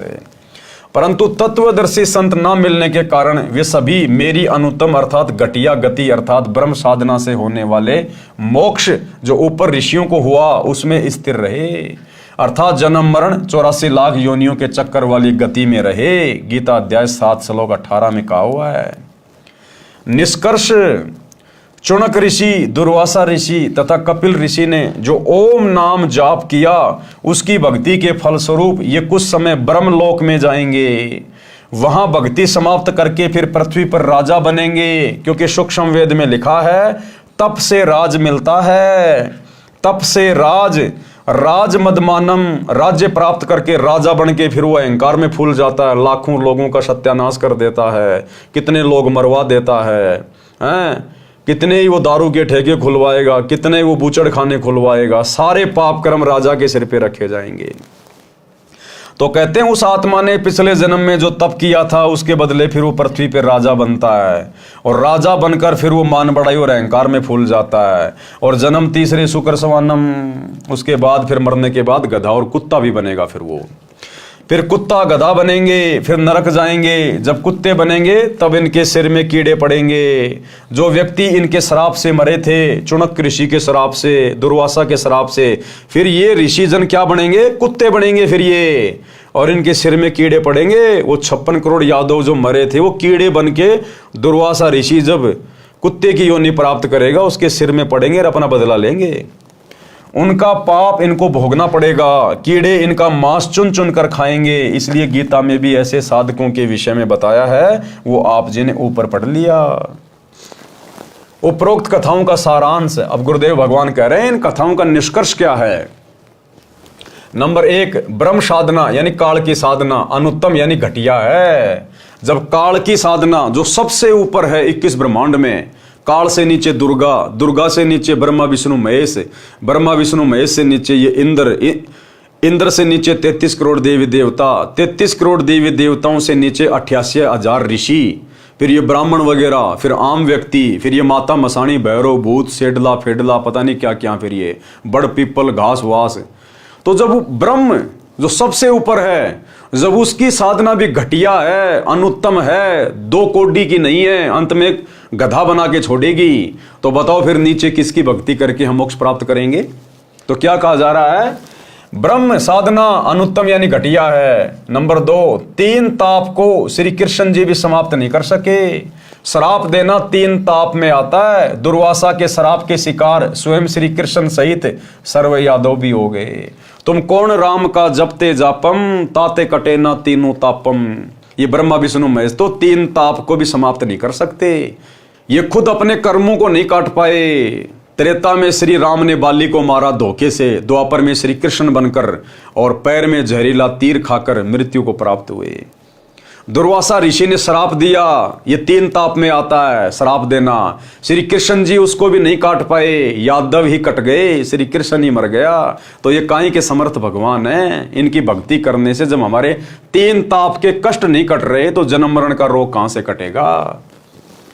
दुर्वासा के श्राप के शिकार स्वयं श्री कृष्ण सहित सर्व यादव भी हो गए। नंबर 3, श्री कृष्ण जी ने श्राप मुक्त होने के लिए यमुना में स्नान करने के लिए कहा, यह समाधान बताया था। उससे श्राप नाश तो हुआ नहीं, यादवों का नाश अवश्य हो गया। विचार करें, जो अन्य संत या ब्राह्मण जो ऐसे स्नान या तीर्थ करने से संकट मुक्त करने की राय देते हैं, वे कितने कारगर हैं। जब श्री कृष्ण जी ने 3 लोक के भगवान ने 56 करोड़ यादवों को नहाने की सलाह दी कि तुम तीर्थ पे जाओ, प्रभास क्षेत्र में यमुना के वहां तुम श्राप मुक्त हो जाओगे, और 56 करोड़ यादव नाश हो गए, खत्म हो गए। तो वर्तमान में छोटे मोटे ये पंडित, ये पुजारी जो हमारे को गया में जाके, हरिद्वार में जाके, मथुरा में जाके, बरसाने में जाके जो नहाने की सलाह देते हैं, तो इनके द्वारा बताया गया समाधान कहाँ काम करेगा जब श्री कृष्ण जी का समाधान फेल हो गया? अर्थात व्यर्थ है। क्योंकि जब भगवान त्रिलोकीनाथ द्वारा बताए समाधान यमुना स्नान से कुछ लाभ नहीं हुआ, तो अन्य तटपुंजियों, ब्राह्मणों व गुरुओं द्वारा बताए स्नान आदि समाधान से कुछ होने वाला नहीं है। वो तो केवल पेट भरने के लिए हमें मूर्ख बना रहे हैं। नंबर 4, पहले श्री कृष्ण जी ने दुर्वासा के श्राप से बचाव का तरीका बताया था कि उस कढ़ाई को घिसाकर चूर्ण बनाकर प्रभास क्षेत्र में यमुना नदी में डाल दो, न रहेगा बांस, ना बजेगी बांसुरी। बांस भी रह गया और 56 करोड़ यादवों की बांसुरी भी बज गई, यानी सबका सत्यानाश हो गया। श्री कृष्ण जी का समाधान कोई काम नहीं आया। फिर ये 11-21-51 रुपए लेके जो रोड पे बैठ के समाधान बताते हैं, भला इनके समाधान से क्या होगा? सजनों, वर्तमान में बुद्धिमान मानव है, शिक्षित है। मेरे द्वारा कौन? सतगुरु रामपाल जी भगवान कह रहे हैं कि मेरे द्वारा बताए ज्ञान को शास्त्रों से मिलाओ, फिर भक्ति करके देखो क्या कमाल होता है। यानी तुम्हारे राम, तुम्हारे कृष्ण, ब्रह्मा विष्णु महेश, ये ब्रह्म, इसकी साधना तुम लाख जन्म कर लो और सतगुरु रामपाल जी की भक्ति एक बार 6 महीने करके देखो। 6 महीने पहले उनके सत्संग सुनो, महीना 2 महीना ध्यान से यूट्यूब पर घर बैठे, उसके बाद इनसे दीक्षा लो और 6 महीने में देखो तुम्हें क्या रिजल्ट मिलता है, क्या रिजल्ट मिलेगा तुम्हें। प्रसंग आगे चलाते हैं। नंबर 1, तीनों गुणों रजगुण ब्रह्मा जी, सतगुण विष्णु जी तथा तमगुण शिव जी की भक्ति करना व्यर्थ सिद्ध हुआ। नंबर 2, गीता ज्ञानदाता ब्रह्म यानी काल की भक्ति स्वयं गीता ज्ञानदाता यानी काल ने गीता अध्याय 7 श्लोक 18 में अनुत्तम यानी घटिया बताई है। उसने गीता अध्याय 18 श्लोक 62 में उस परमेश्वर अर्थात परम अक्षर ब्रह्म की शरण में जाने को कहा है। यह भी कहा है कि उस परमेश्वर की कृपा से ही तू परम शांति तथा सनातन परम धाम को प्राप्त होगा। और वो परमेश्वर, वो परम अक्षर ब्रह्म आज सतगुरु रामपाल जी के रूप में धरती पे प्रकट है, कबीर देव। नंबर 3, गीता अध्याय 15 श्लोक 1 से 4 में संसार रूपी वृक्ष का वर्णन है तथा तत्वदर्शी संत की पहचान भी बताई है। संसार रूपी वृक्ष के सब हिस्से, जड़े, मूल कौन परमेश्वर है, तना कौन प्रभु है, डार कौन प्रभु है, शाखाएं कौन कौन देवता हैं, पात्र रूप संसार बताया है। इसी अध्याय 15 श्लोक 16 में स्पष्ट किया है कि नंबर 1, क्षर पुरुष ये 21 ब्रह्मांड का प्रभु है यानी काल है। इसे ब्रह्म, काल ब्रह्म, ज्योति निरंजन भी कहा जाता है। ये नाशवान है, हम इसके लोक में रह रहे हैं, हमें इसके लोक से मुक्त होना है तथा अपने परमात्मा कबीर जी के पास सतलोक में जाना है। और परमात्मा कबीर स्वयं सतलोक से चलकर सतगुरु रामपाल जी के रूप में धरती पर आ चुके हैं। नंबर 2, अक्षर पुरुष ये 7 संग ब्रह्मांडों का प्रभु है, ये भी नाशवान है। हमने इसके 7 संग ब्रह्मांडों के क्षेत्र से होकर सतलोक जाना है, इसलिए इसका टोल टैक्स देना है, बस इससे हमारा इतना ही काम है। गीता अध्याय 15 श्लोक 17 में कहा है कि उत्तम पुरुष तु अन्य परमात्मा इति उदारते ये लोग तरम अवश्य विवर्ती अवय ईश्वर है। सरलार्थ, गीता अध्याय 15 श्लोक 16 में कहे 2 पुरुष, एक क्षर पुरुष दूसरा अक्षर पुरुष है, इन दोनों से अन्य है उत्तम पुरुष अर्थात पुरुषोत्तम। उसी को परमात्मा कहते हैं जो तीनों लोकों में प्रवेश करके सबका धारण पोषण करता है। जो तीनों लोकों में प्रवेश करके सबका धारण पोषण करता है वह वास्तव में अविनाशी परमेश्वर है, यानी वो कभी जन्म और मृत्यु में नहीं आता और ना उसकी भक्ति करने वाला फिर कभी सतलोक जाने के बाद जन्म और मृत्यु में आएगा। गीता अध्याय 15 श्लोक 17, गीता अध्याय 3 श्लोक 14 और 15 में भी स्पष्ट किया है कि सर्वगतम ब्रह्म अर्थात सर्वव्यापी परमात्मा वासुदेव जो सच्चिदानंद घन ब्रह्म है उसे वासुदेव भी कहते हैं, जिसके विषय में गीता अध्याय 7 श्लोक 19 में कहा है वही सदा यज्ञों अर्थात धार्मिक अनुष्ठानों में प्रतिष्ठित है अर्थात इष्ट रूप में पूज्य है। यानी इष्ट रूप में केवल अपने गुरु की पूजा करनी चाहिए, इस कबीर देव की, परम अक्षर ब्रह्म की। पूर्ण रूप से दीक्षा लेकर मर्यादा में रहकर भक्ति करो, इस प्रकार जीने की राह पर चलकर संसार में सुखी जीवन जिएं तथा मोक्ष रूपी मंजिल को प्राप्त करें। तो भाइयों और बहनों, परम पूज्य परमेश्वर सतगुरु रामपाल जी भगवान के विशेष आशीर्वाद से, उनकी वीआईपी रजा से पवित्र पुस्तक जीने की राह के ऊपर वीडियो बनाने की श्रृंखला आज यहीं पर समाप्त हो जाती है। इसके बाद गुरुदेव ने भक्ति और मर्यादाओं को लेकर कुछ बातें लिखी हैं कि यदि आपने शरण में आकर भक्ति करनी है तो आपने कुछ मर्यादाओं का आजीवन पालन करना पड़ेगा। वो मर्यादाएं क्या हैं, वो नियम क्या हैं जिनको निभाकर ही हम सतगुरु की भक्ति को सफल कर सकते हैं। तो जीने की राह पुस्तक का जो सरलार था वो कंप्लीट हुआ, खत्म हुआ। इसके लिए हम गुरुदेव भगवान का अनंत कोटि बार दंडवत धन्यवाद करते हैं। और कल के वीडियो में आपको भक्ति और मर्यादाओं के विषय में विस्तार से बताया जाएगा, समझाया जाएगा। ये मर्यादा आप और हमारे लिए भी बहुत आवश्यक हैं, जिन्होंने उपदेश ले लिया उनके लिए भी बहुत आवश्यक हैं। तो एक बार इसी बहाने हम सभी भगत भाई बहनों को भी मर्यादाओं के विषय में पता चलेगा, ताकि हम आगे कोई गलती ना कर बैठें। और जो भाई बहन सतगुरु रामपाल जी से उपदेश लेना चाहते हैं, उनके सत्संग सुन रहे हैं, पुस्तकें पढ़ रहे हैं, तो उनको किन किन मर्यादाओं का पालन करना पड़ेगा, उनको भी इन बातों का पता चलेगा। तो कल रात्रि 8 बजे सभी भगत भाई बहन फिर से लाइव जुड़िएगा। तब तक गुरुदेव भगवान हम सबको आज्ञा दे, इजाजत दे, सद्बुद्धि दे, आशीर्वाद दे। बंदी छोड़ सतगुरु रामपाल जी भगवान की जय हो।